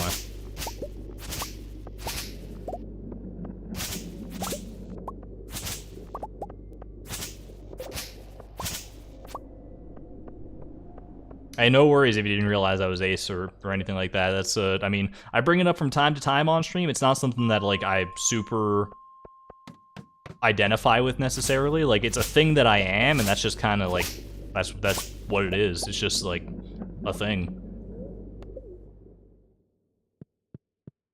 And if your, you know, sexuality is a big part of your identity, and you feel like expressing that, then more power to you, by all means. It's just not where I just don't feel the need to express it myself.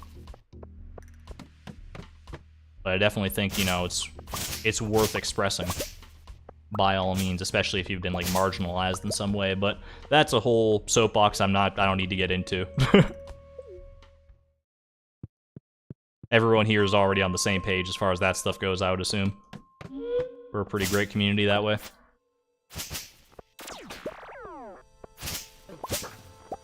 The yellow slimes always catch me off guard. I like forget that they exist.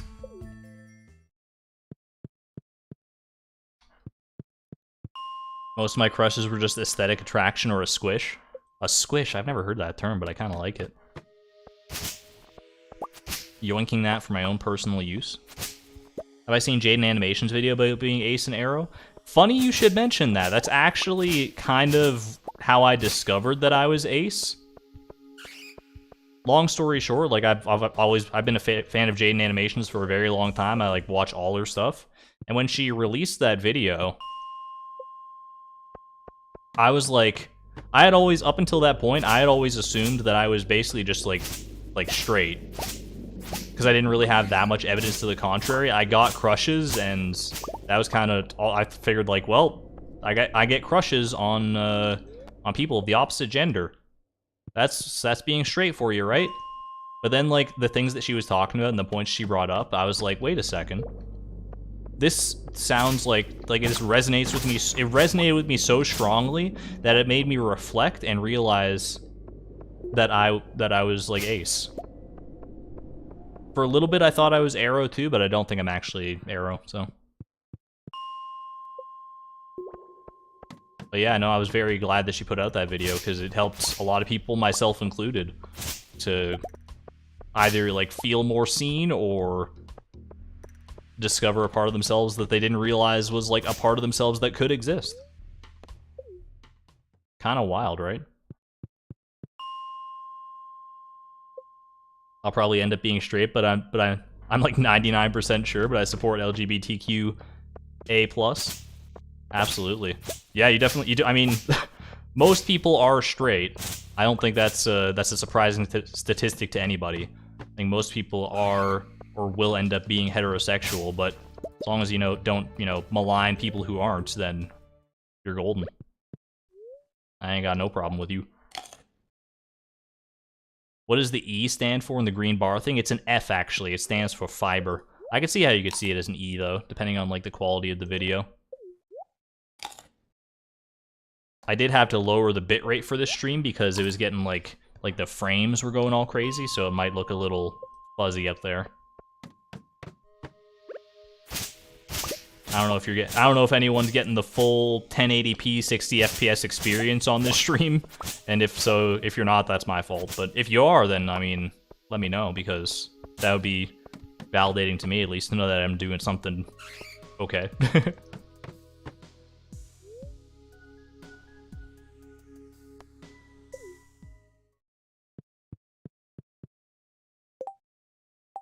Let me just catch up on chat here. Me at 13, bisexuality is when you feel the same about boys and girls. Well, I feel the same about them, nothing. Oh, there you go. I think a lot of isn't that true that like a lot of people who end up like identifying as ace start off identifying as bisexual by that exact same reasoning you just laid out? It's like, well, I'm not really attracted to anybody, so I guess I'm bi. Little did they know that there was like another option. There's another way. 360p for me. Watching at 1080 and it's not laggy at all. Happy to hear that. Demisexual is a great term. I need to like learn more about all these terms. There's so many of them out there right now. I don't I don't like know what most of them mean. Mostly because I just don't have the time to look them up and keep them all in my brain at once.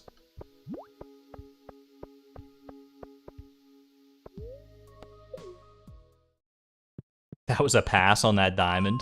There were too many monsters around, and I was scared, okay? I'm not afraid to admit it. There was real fear. But the fiber, though? I will die for this fiber. Maybe literally. Now that I'm looking at it, yikes, okay? Just get a little more fiber, just a few more pieces of fiber. That's all I need, and then I'm out, okay? We're good. How you identify demisexual panromantic? Hell yeah.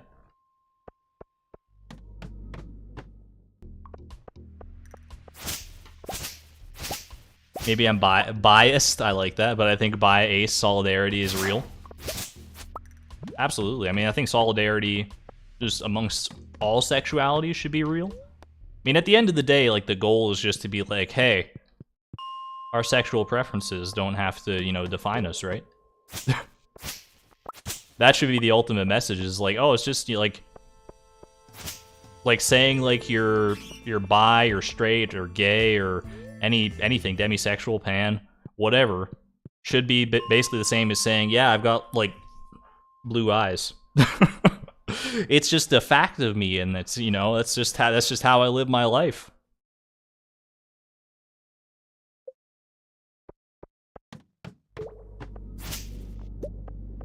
And hopefully we do get to that point eventually where it's, just something that no one bats an eye at, really. Just let people love and live and be happy. Simple as that. I've doubled my fiber count. I have doubled my fiber count. Yo, that's the power of floor 81 of the mines. You'll love to see it, honestly.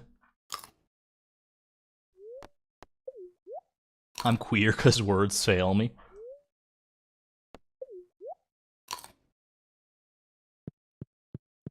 We all want to be in some kind of relationship that makes us feel connected. Absolutely, yeah. I mean, also, like, I mean, because I don't know if that's actually true for everybody.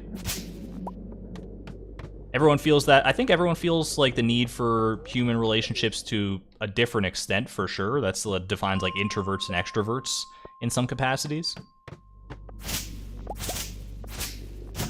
But I don't know if there's anyone out there that, like, doesn't want any human interaction whatsoever.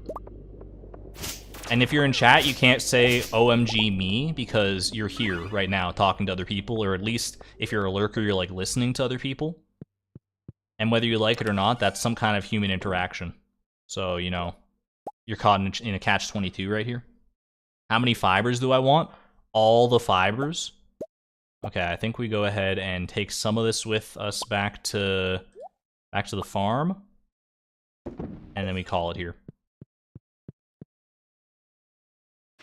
Real answer to the fiber question, though, I probably am going to need somewhere in the range of like 50,000 to 60,000 fiber when all is said and done. For all like the buildings and stuff that I need, and yeah, it's going to be a lot. Probably even more than that, honestly. Like the internet has a lot more ways to interact. Very true. We're more interconnected now than ever, for better or for worse. Mostly for better, but, you know, sometimes for worse, but we don't talk about that around here. Exclamation point optimism. Actually, it's probably more exclamation point positivity, but we don't have one of those. Maybe I should, though. Alright. Any of these? I have to, like, donate a bunch of this stuff to the museum, don't I? Yeah. Maybe we'll do a museum run tomorrow just for funsies. Quickly yeet these guys. Chance of the living hat. Slightly worse odds of getting a living hat from them than for getting, like, a shiny Pokemon. Okay. I will throw the grape in here. I just need to find a spice berry, I think, is the last thing I need for summer forage. I don't even need a red mushroom for anything, apparently. I thought I needed that for the community center for sure. You need it for the community center normally, but not for remix bundles, I guess. Or for certain remix bundles that we happen to have. Alright, Gunther, Gunther, Gunther, Gunther, Gunther. This is our donation quantity for tomorrow. I think we'll get that taken care of just to get it off my mind. What's the green fiber counter for versus the money one? So the money is just like how much money we have on hand. The fiber is how much fiber we've collected like over our lifetime. So the fiber counter will never go down. It's just a total running track of how much fiber we've collected in the lifespan of the farm versus the money counter, which is, you know, it's all still from fiber, but we've spent some of that fiber money, so. Yeah, no worries. Are all the bundles unlocked? I don't think the vault is unlocked, but everything else should be. Pretty sure we have the bulletin board. We do, yeah. Chef's bundle. We don't have the dye bundle, I guess, because isn't that normally where the red mushroom is? Anyway, let's get to watering. Ooh, feels kind of nice to have crops to water. I'm not gonna lie.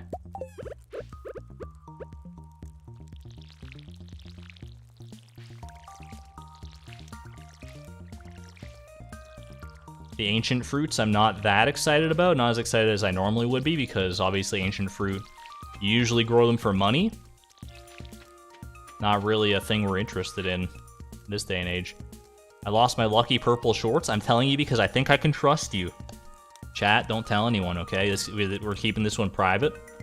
Just between you, me, and Mayor Lewis. Alright. Little lucky purple shorts. Purple shorts are hot. I repeat, purple shorts are on the horizon. I just have to make friends with Marnie real quick.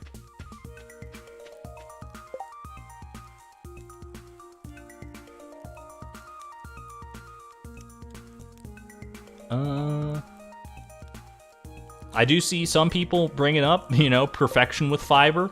I thought about it, I'm not gonna lie, but I think the amount of time that would take is just, you know, everyone's got limits. I'm a very patient person. I think that I gotta draw the line somewhere, though.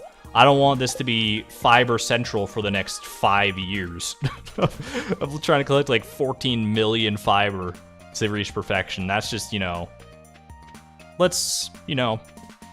I'm willing to go community center, and that's about as far as I'm willing to go, I think. Ooh, a little spice berry.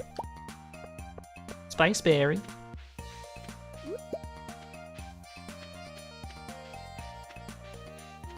You, me, Mayor Lewis, and the Grange display.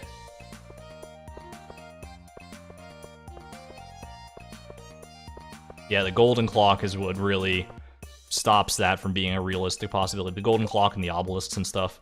Can someone bring me a flounder? I can't get enough of them. Sorry, Linus. You're gonna have to go fishing for yourself, I'm afraid. Community center and marriage, please. I think marriage is a reasonable thing we could do. Absolutely.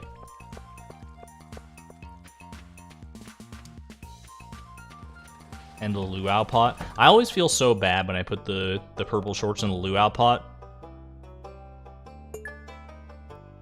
Like, the other things you can use the purple shorts for, they're, like, funny. That one just makes, like, it just makes you feel bad. Makes me feel bad, at the very least. What do you got for me, sir? Little star fruit seed? Plant these in summer? I mean, I guess I might as well plant that, right? There's no reason not to. I don't think I'm gonna need it, but better to have it.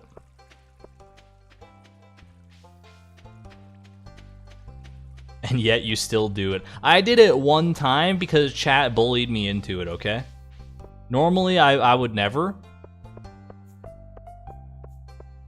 And even on stream, you can go back and watch that part of the Price of Perfection whenever that happens to occur. I felt all kinds of bad about it. But chat was very insistent. Even though everyone knew exactly what was gonna transpire, we all still needed to see it because it's funny to a certain extent. I'm not gonna say it's not like a little bit funny.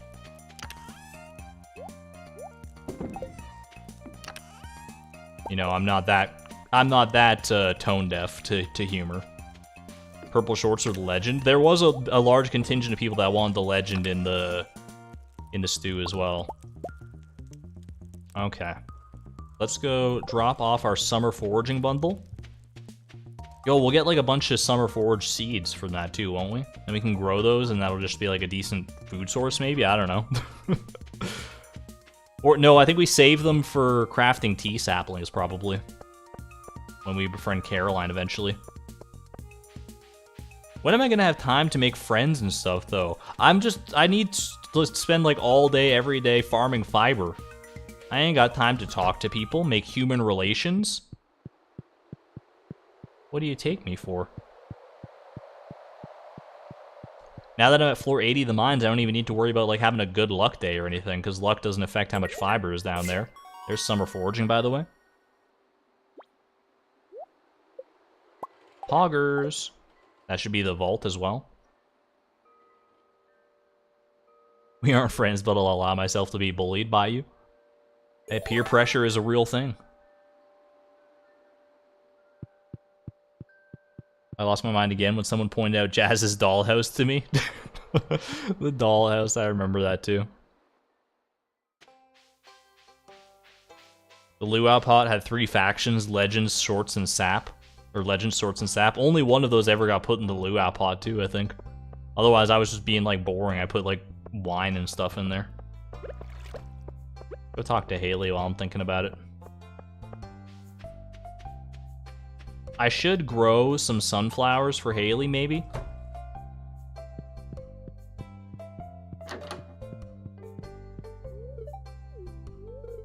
I didn't hear you. I'm thinking about something else. I said I think I should grow some sunflowers for Haley. Oh wait, probably shouldn't be telling her that. What's the dollhouse? There's like in Jazz's dollhouse in her room, there's like a doll that's like stuffed under the bed that implies that it's from her seeing like Lewis scurry under the bed when she like, you know, it's a PG-13 stream, but exclamation point Haley. Haley just says hi. That's so wholesome.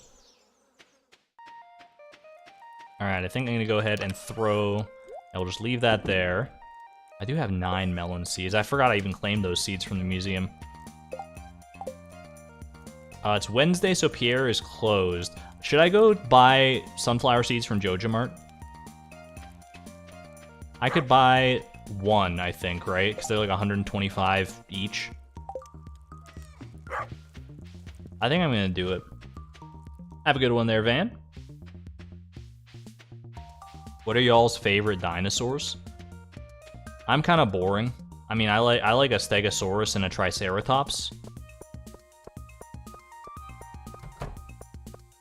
Or maybe I should come out here and say, I like the Albertosaurus, because I'm from Alberta. I live here, so, you know, local pride and all that. But to be honest, the Albertosaurus is just kind of like a big, chonky boy. Which there's nothing wrong with that, but there's nothing really exceptional about him either.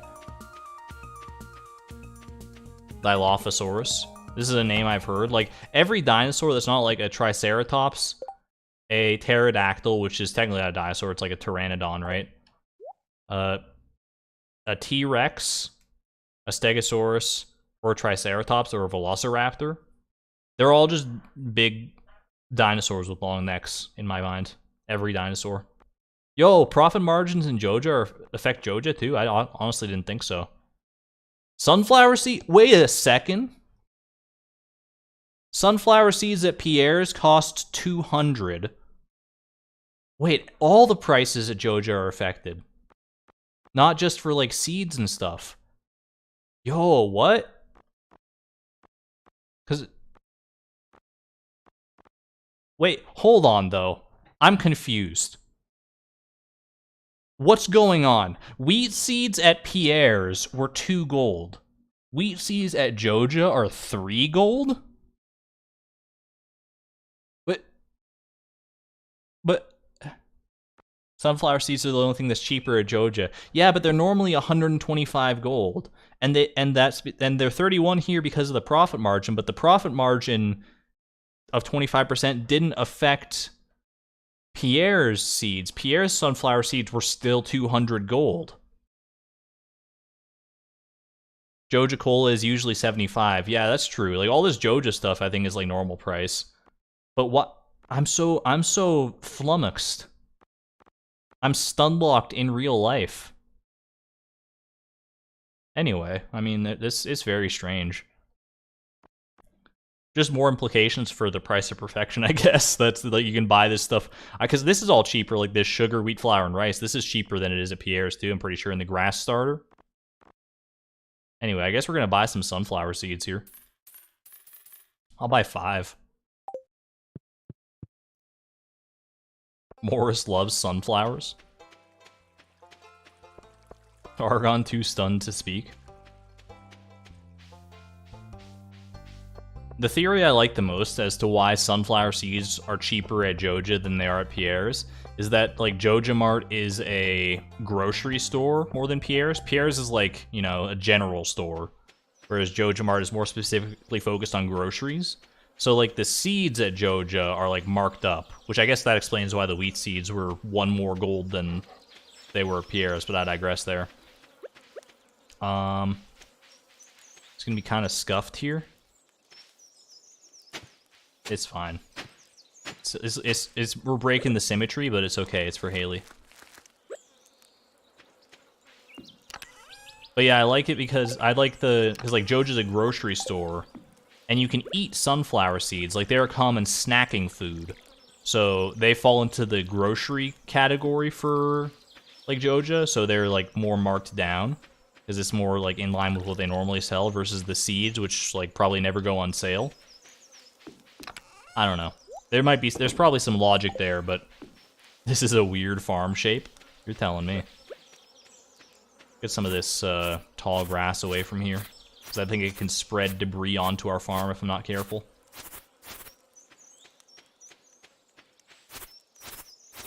Yeah, exactly. Joe just sells them as snacks and doesn't realize you can plant them.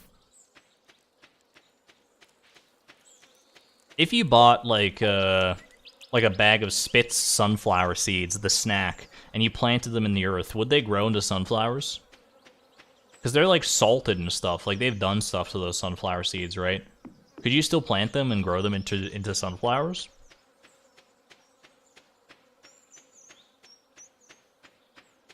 I love retconning lore into game design mistakes. It's one of my favorite activities. Grass does the opposite. It prevents debris. Rip. They've been roasted, so no. Yeah, they're roasted. They're roasted, yeah. Okay, fair enough. I guess that's like, it would be like trying to hatch a chicken from an egg that you buy at a grocery store. Not because eggs are roasted, but because, like, they've been... What's the term? Pasteurized?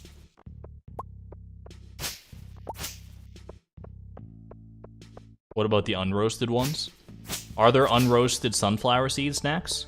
In that case, I imagine there's not a whole lot stopping them from growing, right? But I think most people here are right that like the only sunflower seed snacks that I've seen are always roasted.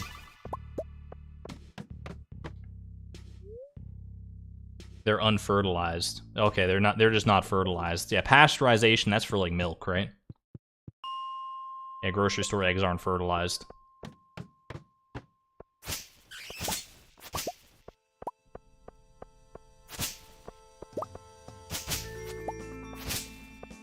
It was that's one of those questions that like always went through my head as a kid. I was like, ooh, I hope we better eat these eggs before the chickens hatch out of them. That would be awkward.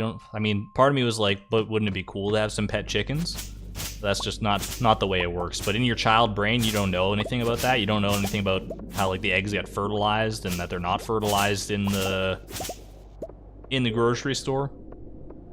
You just know that chickens come from eggs and there's eggs in your fridge, so it's like, what if?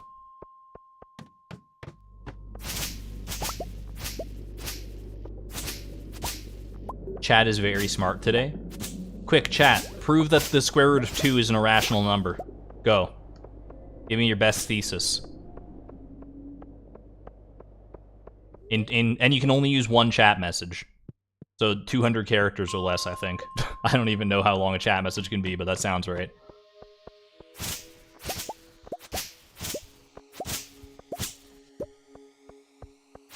You're an irrational number? That's the greatest insult. It works every time, no matter what someone says. You can always come back at them with no you. And it'll always at least make me laugh. Hey, YS, thank you for being a member for the past 4 months at the Electron level. Says my cat loves watching your streams. Tell your cat that I love them. Give your cat some pats for me. Appreciate you. Thank you for the generosity. It's very, very awesome. The square root of 2 is an irrational number because of facts and logic. True. Makes me want to scream. Boom did it in under 69 characters.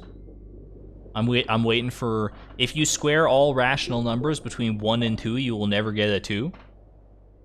You know what? That might be the closest we're getting to an actual answer. Congratulations, Eleanor.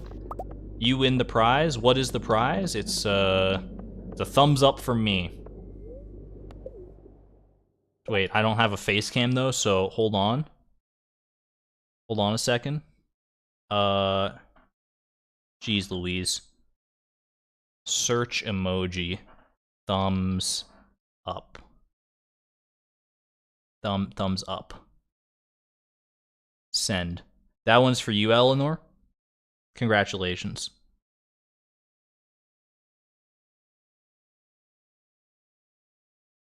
That's gonna probably look a little weird for a second because of like the stream delay, but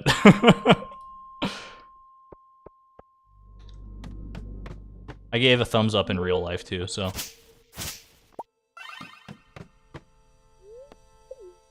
That's one of my favorite Vsauce videos still. The one it's on like the Dong channel, where it's he like proves that the square root of 2 is irrational using some very like intuitive reasoning. And he explains it so well. Vsauce is he's such a good teacher. You're talking about like Khan Academy being one of the most prolific teachers. I think there's a case to be made for Vsauce, although he's not like a teacher in the most traditional sense of the word, I guess. Delay isn't all that bad. Happy to hear it. What's with the green money? That's our fiber tracker. You'll see anytime we pick up a piece of fiber off the ground, it's gonna go up. So it's our lifetime total of fiber that we've gotten across this this farm. Closing in on 2,000, which is actually pretty good. Khan Academy is terrifying. I always thought Khan Academy was like really chill and good, but maybe I'm thinking of something else.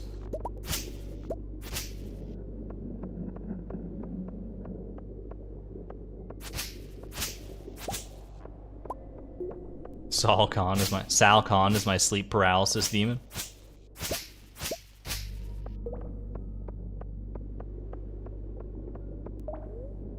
I will say, I think like probably my favorite Vsauce video is the one where he explains the Banach-Tarski paradox, which is a very complex idea, and as such, it's a pretty like decently long video. And it's still like the explanations that he gives. There's a lot of complexity to them, and I had to watch it like a couple times before I really internalized what was going on. But it's beautifully put together. It's like so good. That's one of the things I always like love seeing and always try to do, is to break down very complex and difficult to understand or difficult to conceive of, like all in your head at once topics into digestible, understandable things that the average person off the street, you could like show it to them or explain it to them, and they might not get it fully on the first go through, but they'll probably at least get the gist of what's going on. If you have a skill like that, then you're fit to be a teacher for sure. Yo, Andrew Freeman, thank you for being a member for the past 5 months at the Electron level. Always love these streams. Thanks for doing them. Thank you. That's very wholesome. I appreciate it. I wouldn't do them if not for all of you, so I'm happy to provide.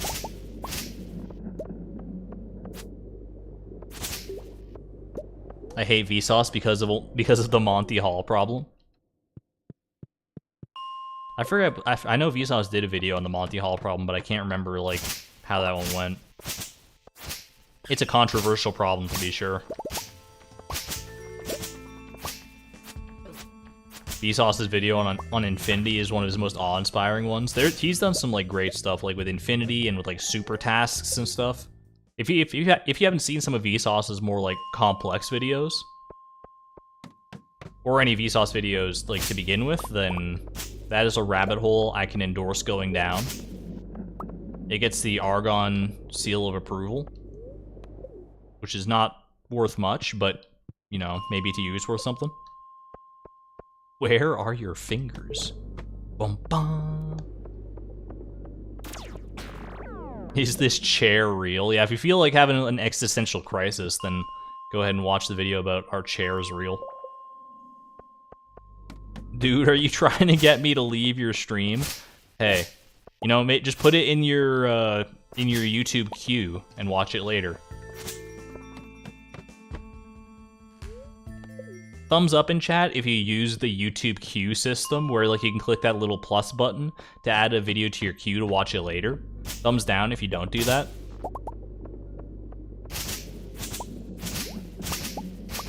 I do like the most chaotic, neutral approach possible, where I sometimes accidentally click on the queue button on a video that I want to watch later, and then I take it out of my queue because I don't want to deal with it later. I don't want to like see my queue and be like, oh man, there's like a video in there I gotta watch, and feel like obligated to watch it, even though it's a video I would want to watch anyway. So either the video will eventually phase out of my mind, or I'll just like watch it. Anyway, I should leave probably. I just realized the time. Pretty significant amount of thumbs ups in there, but a lot of thumbs downs too. It's kind of an even split. You just open it as a new tab. You only accidentally use it? Exactly. Hey, Sleepless Insanity, welcome to the Electron tier. Thank you for becoming a member. Enjoy your sword and your emojis. Is that a re-membership? Are you re-upping your membership, or are you a brand new member? I feel like you were a member before, but maybe I'm misremembering things. Misremembering things? Ho ho ho ho ho. Ho ho ho ho ho ho ho. Yeah, you use the watch later vids too. Fair enough. Maybe I just don't watch enough YouTube to get use out of those. The spreading weeds have caused damage, yes!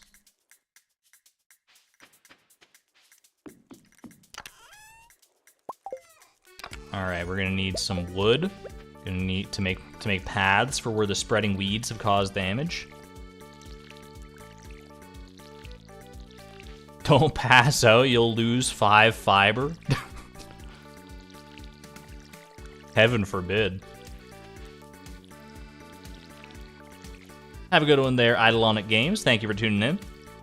Good to see you, and have a great night. Or a great day, as the case may be.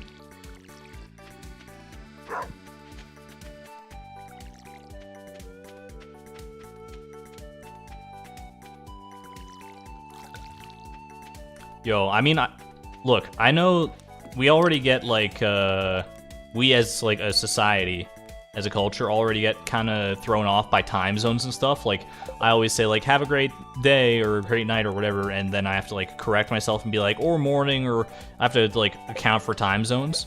Can you imagine how much worse that's gonna be in the distant future when people are, like, tuning into live streams from Mars? If that's a thing that ever, like, happens. I mean, number one, the stream delay on those would be unreal.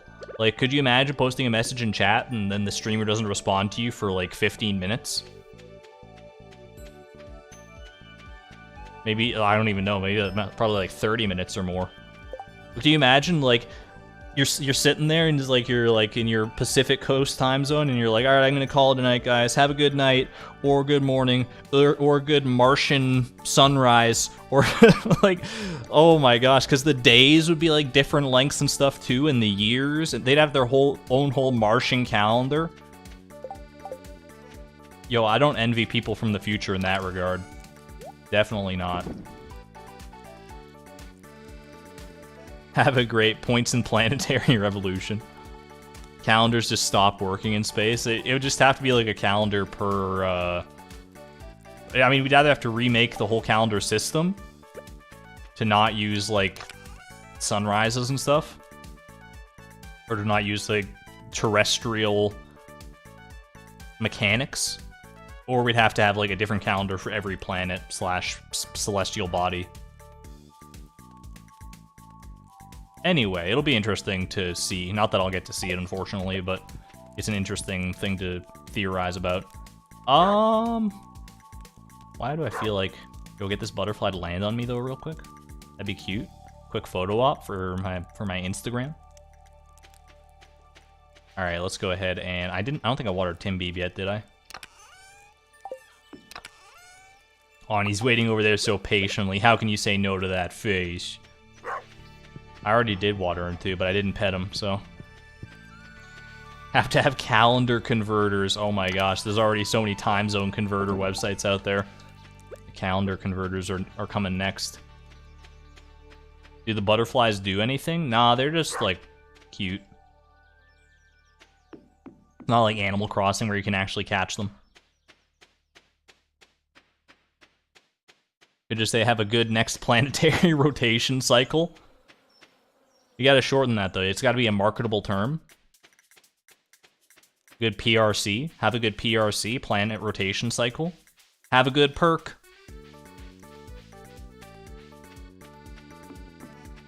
There might be something there. You might be onto something. Who else is from the future like me? Because it's totally midday on Tuesday. Where the heck are you?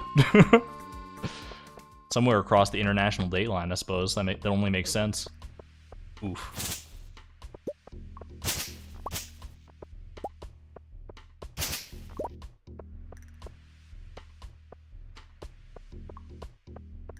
I will say, this has been by far our most productive stream as far as, like, fiber collection goes. I think every so often... I mean, this shouldn't come as a surprise to literally anybody, and it's weird that I'm even vocalizing it, but every so often we're probably going to have a stream like this where it's mostly just, like, 100% fiber collection. I like to mix things in every now and again, but there's just going to be so much fiber collection that things like this are going to be inevitable, but I think we're still having a good time. Welcome back, Noah. Hard Fighter Noah. I'm Jewish, we already have calendar conversion charts. Fair play, Nico. Fair play. A single piece of fiber. So sad. We keep up the rates of fiber we have been getting, though, from these 80 floors. We should be able to crest 2,000 today pretty easily, which is a good spot to be at. 2 calendars in East Asia as well. I guess I'm speaking from a place of ignorance and privilege. I'm just, you know, I'm only thinking of the Gregorian calendar. My apologies.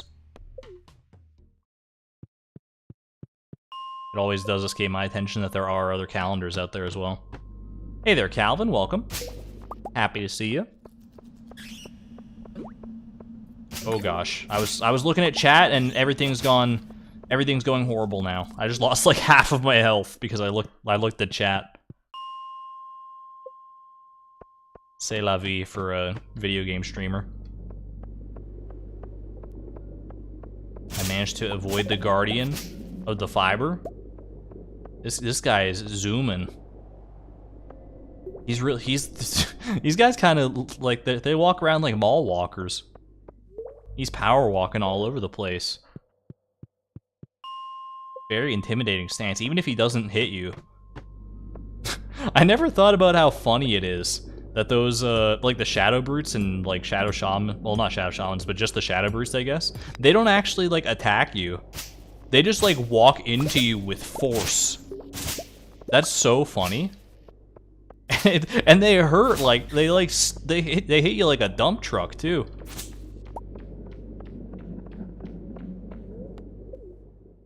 They're literally like the embodiment of I'm gonna walk angrily in your direction. They just stomp all over your face. Like just the visual of that. Could you imagine? Oh man, imagine if Stardew Valley was in first person. Do you think there's eventually going to be a mod for that? It would be like a crazy mod, obviously. First person Stardew Valley. You see a shadow brute coming at you from the distance like it's a monster in Doom. I would crowdfund it. Stardew VR. Have a good one there, Calvin. Thanks for dropping in for a minute. Always good to see you. Do you think the Shadow Shaman even know you're there? Maybe you're invading their home and they're just confused. I mean, some of them do act awfully scared around me. Like, they'll just, like, heal constantly. Even when I'm not attacking them. As we saw earlier on in the stream, it's just, you know, a defense mechanism. They're just defending their own home. And I'm just coming in and, like, cleaning up shop. I'm like, I just need your fiber, sorry. You wouldn't like a first person? It would be a different experience for sure. Like it would definitely be far, like much more different than Stardew currently is. But I think it could be, if it was well done, it could be a very interesting and fun experience in its own right. Something novel at least.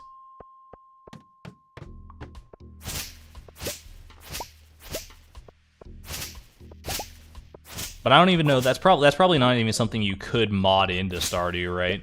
That's something you'd have to, like, build from the ground up. You could use, like, Stardew assets for various things.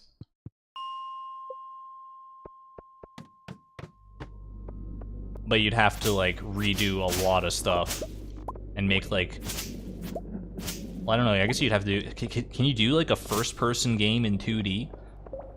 Like, you can have, like, 2D sprites and stuff, like Doom does, but you'd still have to have some kind of, like, 3D level environment to walk around in, so... I don't know. An interesting thought experiment, at least. It'd have to be a fan game, yeah. Couldn't be a mod. It would just be too different of an experience to actually, like, constitute a mod. This slime is cutting off my only exit point. Got him. Absolutely baited.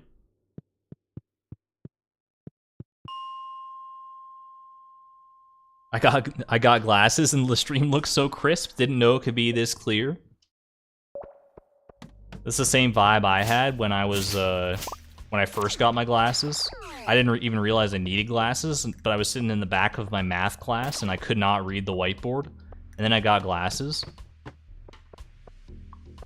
And I was like, oh, that's how it's supposed to look. You're supposed to actually be able to see that from back here? I thought it was just like my teacher was writing really small, or I was like just that far away or something. I was like, oh well, I guess this is life. I'll just have to, you know, like, listen real carefully and take good notes.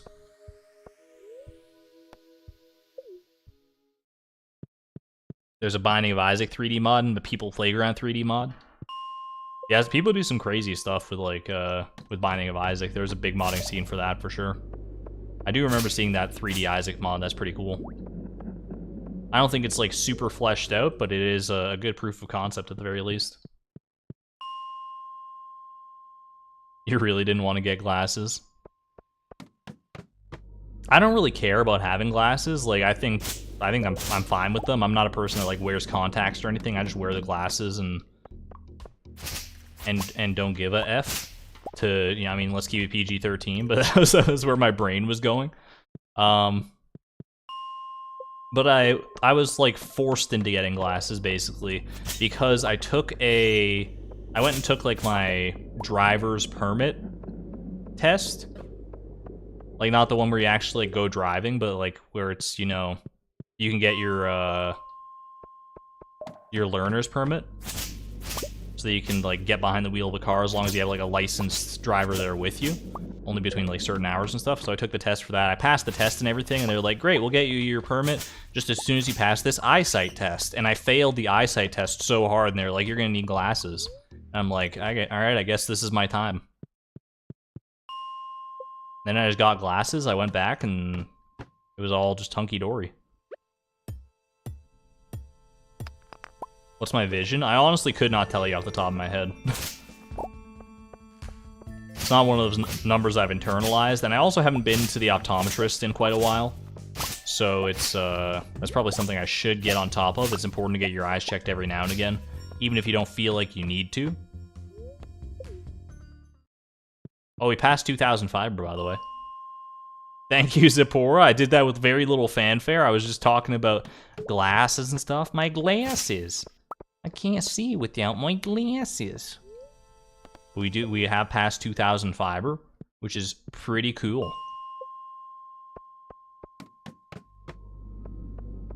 If literally all of that equated to money that we had right now, then we can actually get the backpack upgrade. Alas, 'tis not so. Get your eyes checked for glaucoma. Glaucoma is like such a scary word. What is glaucoma? It's just like cloudy vision. I honestly don't really know what glaucoma is. Like, I hear all these scary eye terms like glaucoma and cataracts, and I mean those are really the only two I can think of. I'm gonna freaking die. You know what, Chloe? I could just eat a bunch of salmon berries, but the spa did just open up, so let's go like take a load off for a second. Is a backpack upgrade even worth it in this challenge? Honestly, I mean, I'm kind of humming and hawing over what I should get first as far as like upgrades and stuff go. Ooh, there's some fiber up here too. Forgot about this. And I don't know if a backpack upgrade is going to be worth it. It might just be better to save up for like a farm building or a tool upgrade of some kind. I don't know if the backpack's going to be the way to go, but I mean, I went through the entire Price of Perfection without the backpack, so I should be fine to do it here, especially when most of my days I don't even worry about filling up my backpack.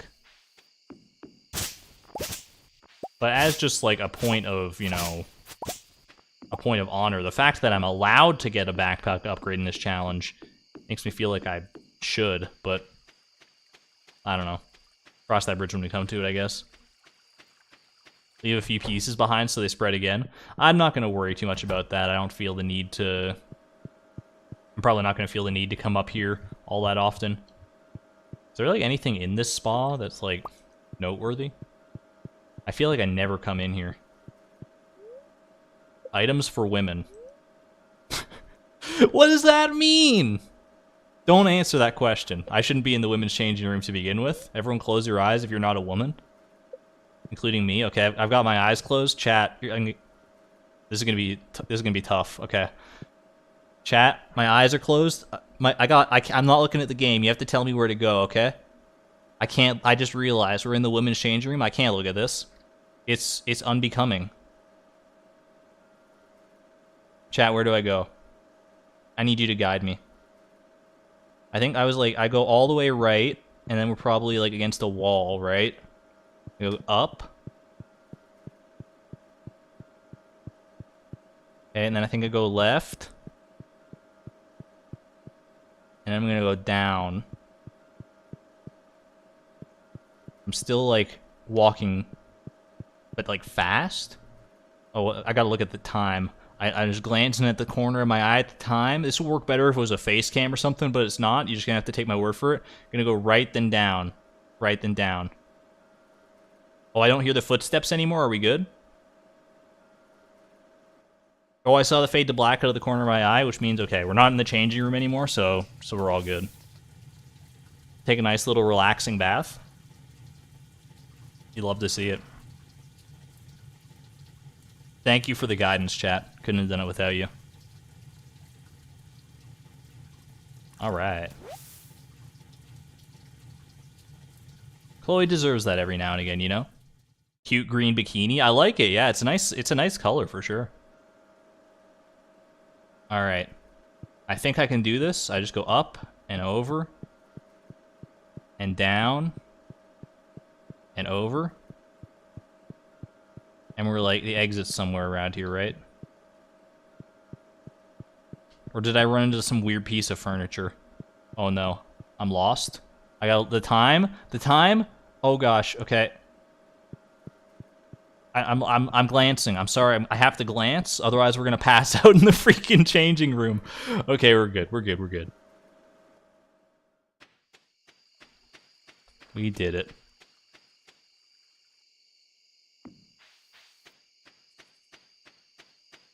Only one bathroom in the whole valley, but at least they have free menstrual products. I mean, you're not wrong. Items for women. It has stomach bag energy. Like, just saying items for women on the wall, it's so funny.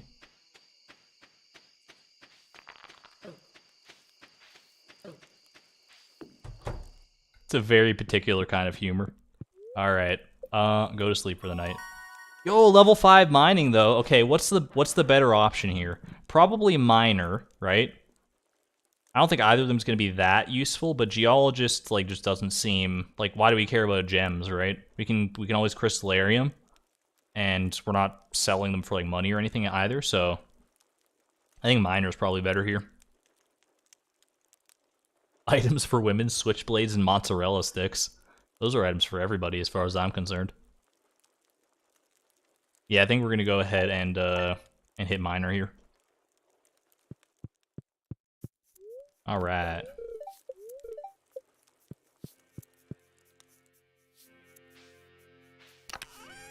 Quick little watering can escapades. So how much fiber do I actually have on hand here? I kind of wanted to keep going until I got like to 2,000 fiber, and then we can at least invest in... I don't know what I would want to invest in. I think I'd probably need to think about that more. Maybe, I don't need to think about it that much. But it's also getting kind of late. I think I'll run one more day here, and then tomorrow... Well, not tomorrow, but next stream, we're probably going to go ahead and get the actual fiber we need for a full upgrade. I feel kind of bad going for, like, this whole stream. Like, we've been through... What, this is, like, episode 3? We're into summer, and we haven't done, like, a dang thing, hardly. I mean, we've done some community center progress. That's kind of dishonest, so... But I feel like I should have done so much more by now. Regardless, I know we're all looking forward to fall when the potential for fiber seeds is going to hit, so... I think that's going to be revolutionary for this challenge when it does get here. Alright. Let me throw these in here.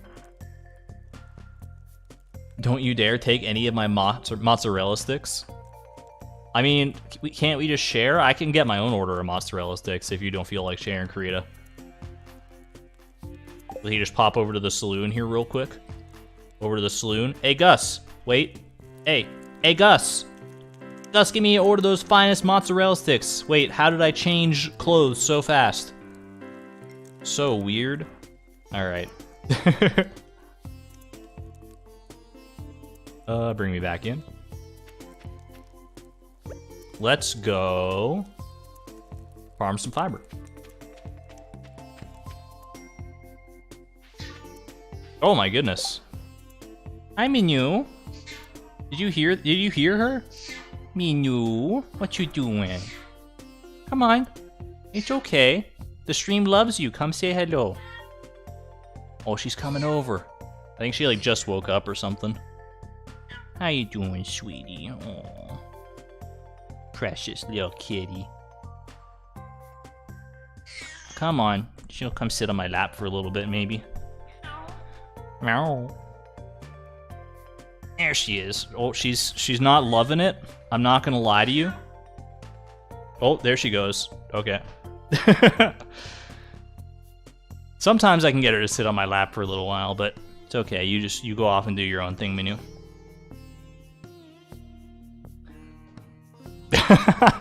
You know, how to boost chat interaction 101. Step 1, bring a cat out. let your cat meow in the background.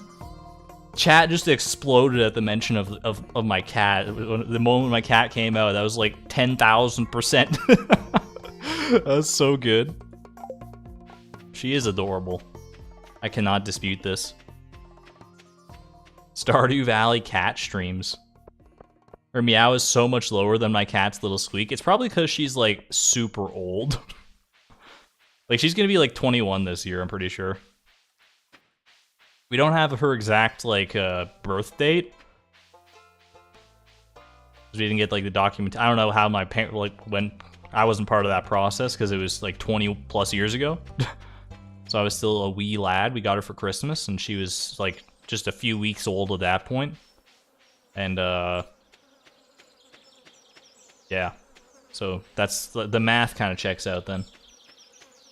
Lurkers love fluffy things. It's very true. Oh no, is she okay? She's fine. Like her meow is just like that. Like there was a while where when her meow had like really evolved into like a geriatric meow that I was concerned that something had gone wrong. But now I've just come to know that as her meow. Like that's just her normal attention-seeking meow, or like I just woke up and I'm grumpy meow. Don't talk to me before I've had my morning cat food.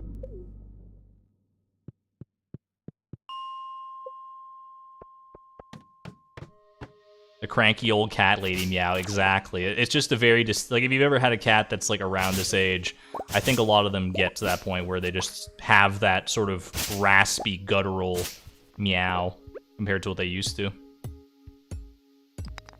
Just scared about her age.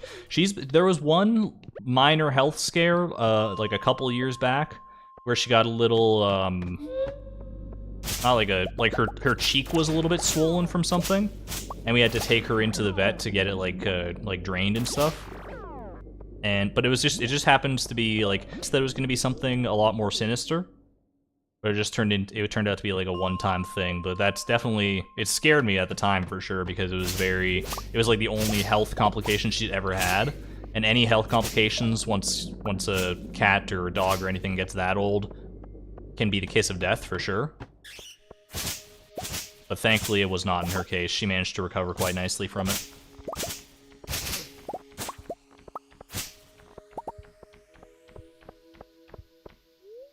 That was a bad time for a buffer. Are we back? Is the buffer over? Error, YouTube is not, hold on, let me pause. YouTube is not receiving enough video to maintain consistent yada yada. But we're back from the buffer. Stream status poor. I mean, that's an indication, if any, that I should probably be ending the stream soon anyway, so. We were pretty good for a minute there, though. It's fine now, good to hear. Okay. Just want to make sure before I, just happen to get the living hat in the middle of a buffer. Wouldn't that be unfortunate? Yo, Galaxy Brain strategy. I have CJB item spawner mod installed. I wait for my stream to go have a big long buffer. I just spawn in the living hat. And then when the buffer comes back, I'm just like, oh my god, guys, can you believe it? Wait, no one saw that? Oh, no way. Aw, shucks. What a horrible coincidence. Anyway, living hat, pog. Oh, that's a chaotic evil move if I've ever heard one.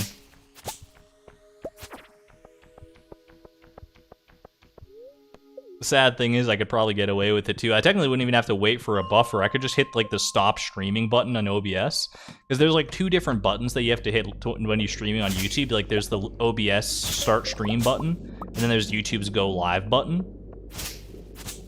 And if you just turn off the OBS one, then YouTube will just like, it'll stay live. It'll just be like, we're waiting for something to send us a signal. And then once you're ready, you can just restart the stream. Not that I would ever do that.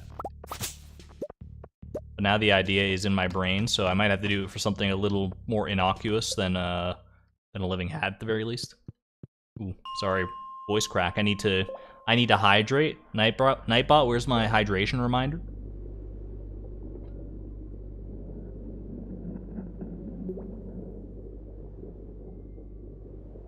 Now, if you actually get the living hat during a buffer, you gotta trash it.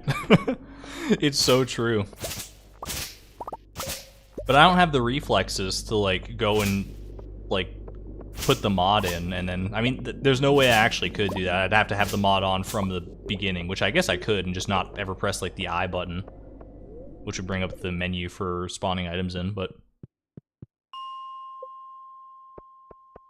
yeah, I never play with those mods on just, out of principle. Even if, like, I never plan on using them anyway, just, I don't want to accidentally hit a button and all of a sudden I have, like, 10,000 more gold than I'm supposed to.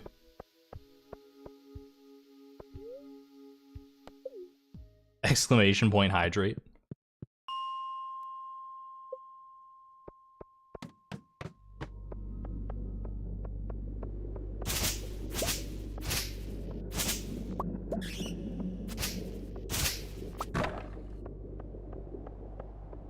When he gets the living hat, spam the buffer emoji. That would be the ultimate way to, like, turn the tables on me for sure.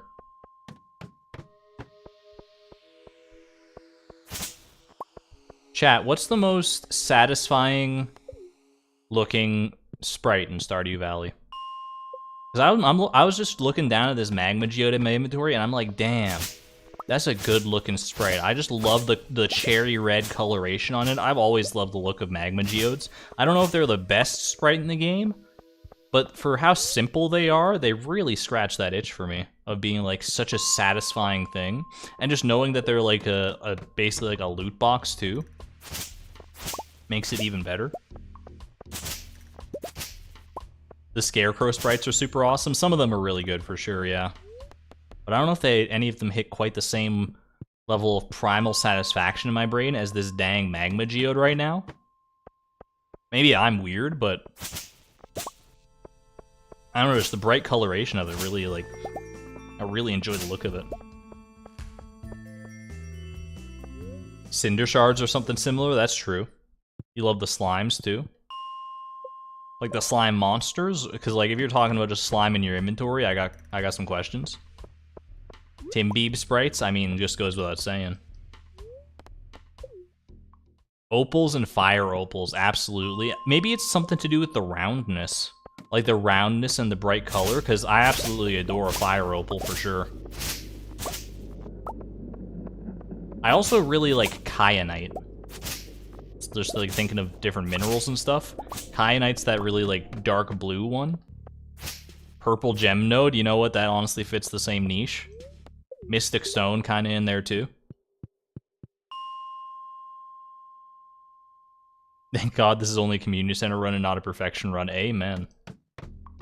Baby ostriches. I don't know if I've ever seen a baby ostrich in this game. I mean, I know I haven't in the game because I've never had an ostrich in the game. But not even like on the wiki or anything, I'm pretty sure. But that sounds like hecka cute.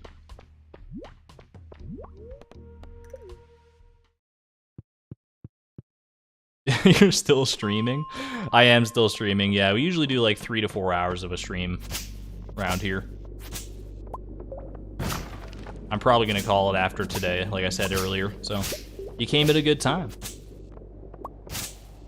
Looks like Skittles, but a rock. That's a great way to put it.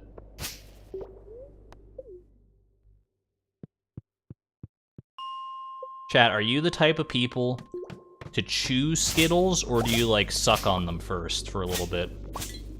Do you, like, just, like, pop a Skittle in your mouth and chew it, like, instantaneously right out the bag, or do you like suck on it to like, you know, get the chemically goodness off of the outside candy shell, soften it up a little bit, and then bite down into it? Or do you prefer the like sort of semi-hard crunch of breaking through the candy shell when it's in its most like raw form? Never eat them at all? Yeah, you know what? Can't even be mad about that. Chewy, num, suckle. Crunch, chew. Can't eat more than one color at a time.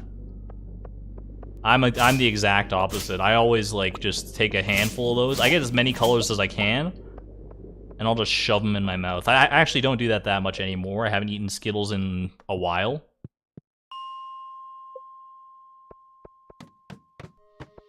There's no snack that I have a love-hate relationship more with than sour Skittles.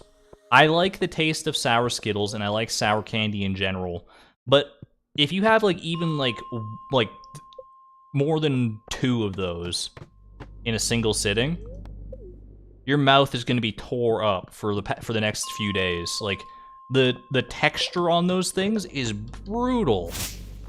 It just cuts up like the roof of your mouth. It makes your tongue all like swollen and weird. It's so bad, but it's like kind of worth it too.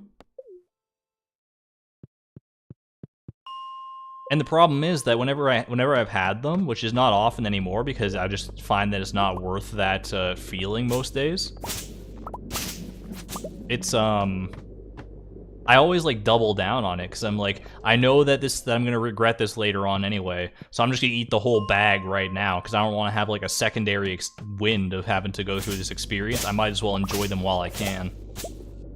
Sour candy is for us masochists out there. I do love some good sour candy. I like sour and spice are some of my favorite like taste profiles.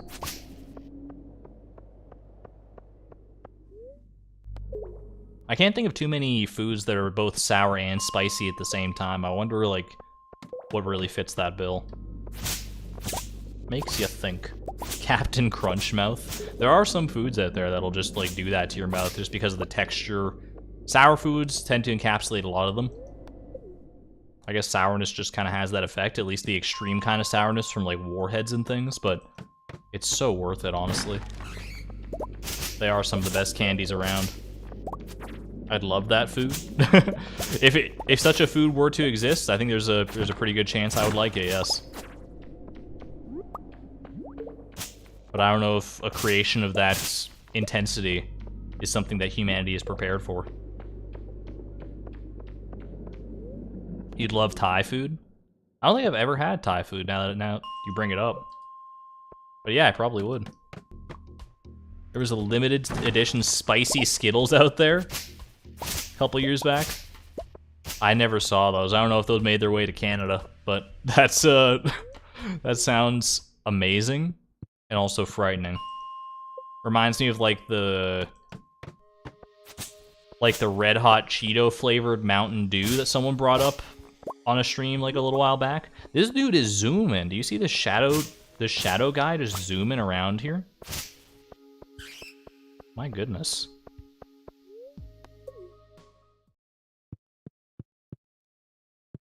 Just had to jump in chat long enough to say that. What'd you say?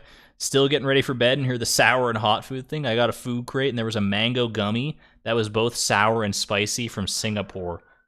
Yo, I gotta look that up. Singapore? Any Singaporeans in chat? Seems like unlikely. I don't think my analytics even have a percentage number for viewers from Singapore. But can you confirm this? Indian mango pickle is sour spicy jam. Mango, I mean, it kind of, you know, I know mango and spice is a pretty, like, it's not an uncommon combination. Like mango curry, right? Isn't that a thing? Isn't that a thing in Stardew Valley? It's like spicy mango curry. Tropical curry, I think, yeah. Yeah, I guess that's what it would be, because it has mango and stuff in it, right? So. But mango is sweet on its own, so you'd have to have that extra, like, pickleness in there for the sour aspect. Chat got me mouth watering. Amen to that. Crazy how we can go from like talking about popping pimples to making you hungry, right?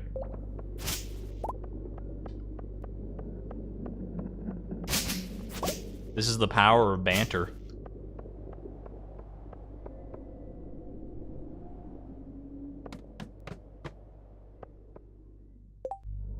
I grew up next door to Singapore. Yo, that's so cool, Creatrix. Yes, can confirm. That's very cool. I had no idea, honestly.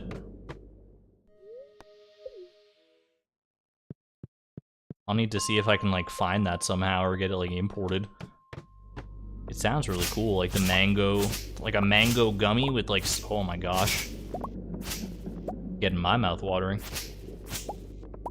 You had to bring that up again. I try to make every stream come full circle in some way or another, whether it's by, like, discussion or gameplay, something of that sort. It's just the way it goes.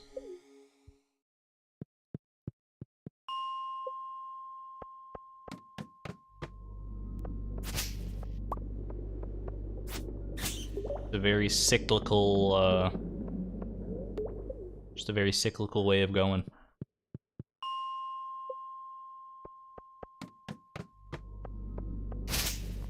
Speaking of, like, cyclical, though, how about that new Pokemon? What is it, like, Cyclizar? Anyone see that? Anyone else, like, staying up to date on the Pokemon Scarlet and Violet information? It's honestly, like, I had my reservations about it when it was first announced, and I mean, I'm still, you know, I'm cautiously optimistic, I suppose, is the best way to put it. Like, now that they've revealed some more information about it, I'm kind of, like, digging it.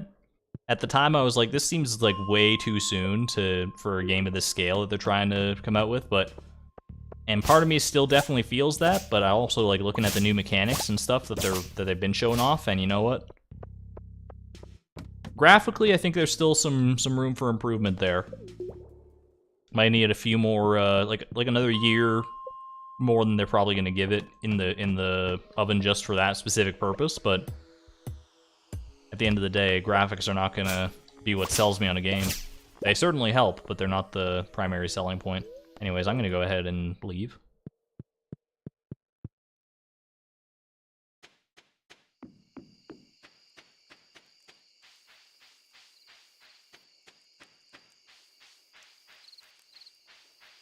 Honestly, it looks like a banger right now. Yeah, everything I've seen about Scarlet and Violet makes me feel, I don't know, they look like they're going to be more fun to me than Sword and Shield were. I had a decent time with Sword and Shield, but it's not a game that I ever really came back to. Scarlet and Violet, I mean, it's hitting all the right notes from everything that I've seen so far, but there's still a long way to go and a lot to discover, so we shall see. Pop all these in here. Boom, boom. That's a lot of fiber. Probably like one more day of fiber collection would get us, if not right to, at least close to 2,000 gold on hand. Aw, TMB, so cute. But that's gonna have to wait for next stream, I think, because I am ready to call it here. I'm getting like all sweaty and stuff. But both because like talking for a prolonged period of time, it does take energy, and like, you know, it works up quite a sweat. But mostly because it's like freaking 25 degrees outside still, 25 Celsius, and it's I need to turn the fan on, which I can't really do while I'm streaming because otherwise it like destroys the audio quality. One fiber away from 2456. So true.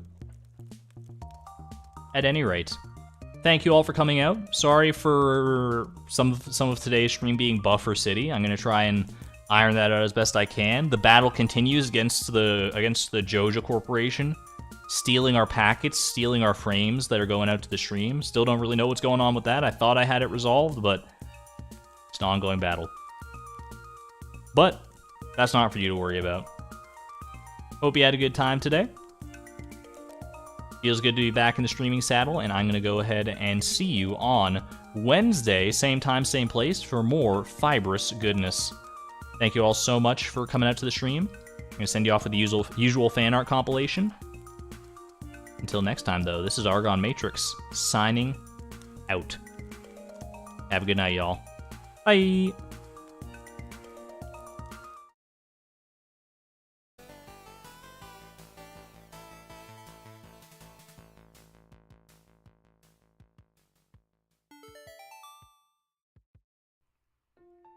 Is this for me?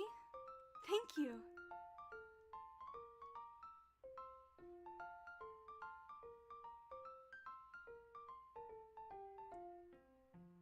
There's this girl moved into town, must be a year or two ago now. Gives me flowers and gifts aplenty, Chloe. Chloe smells like fish and dirt from the mines, but she's funny and so very kind. Pinches panties, doesn't really belong, but she's kinda cute and surprisingly strong. Works a lot and never she rests, smiles so sweetly when she leaves her nest. Not the usual person I'd like, but this is something I can't describe. You see, Emily, it's not like I like her like that or anything. It's just that she's so, I don't even know at this point. There's nobody like her, you know? I mean, who'd get up at 6 a.m. to search around for things to collect? Who'd move in with some shadow creep? Well, apparently, Chloe. Fish is nuts but doesn't use bait. I'd wish she'd stop making me wait. When I'm with her, I feel so complete. But on she runs 'cause there's something neat. I can't sort this out in my mind. With her, I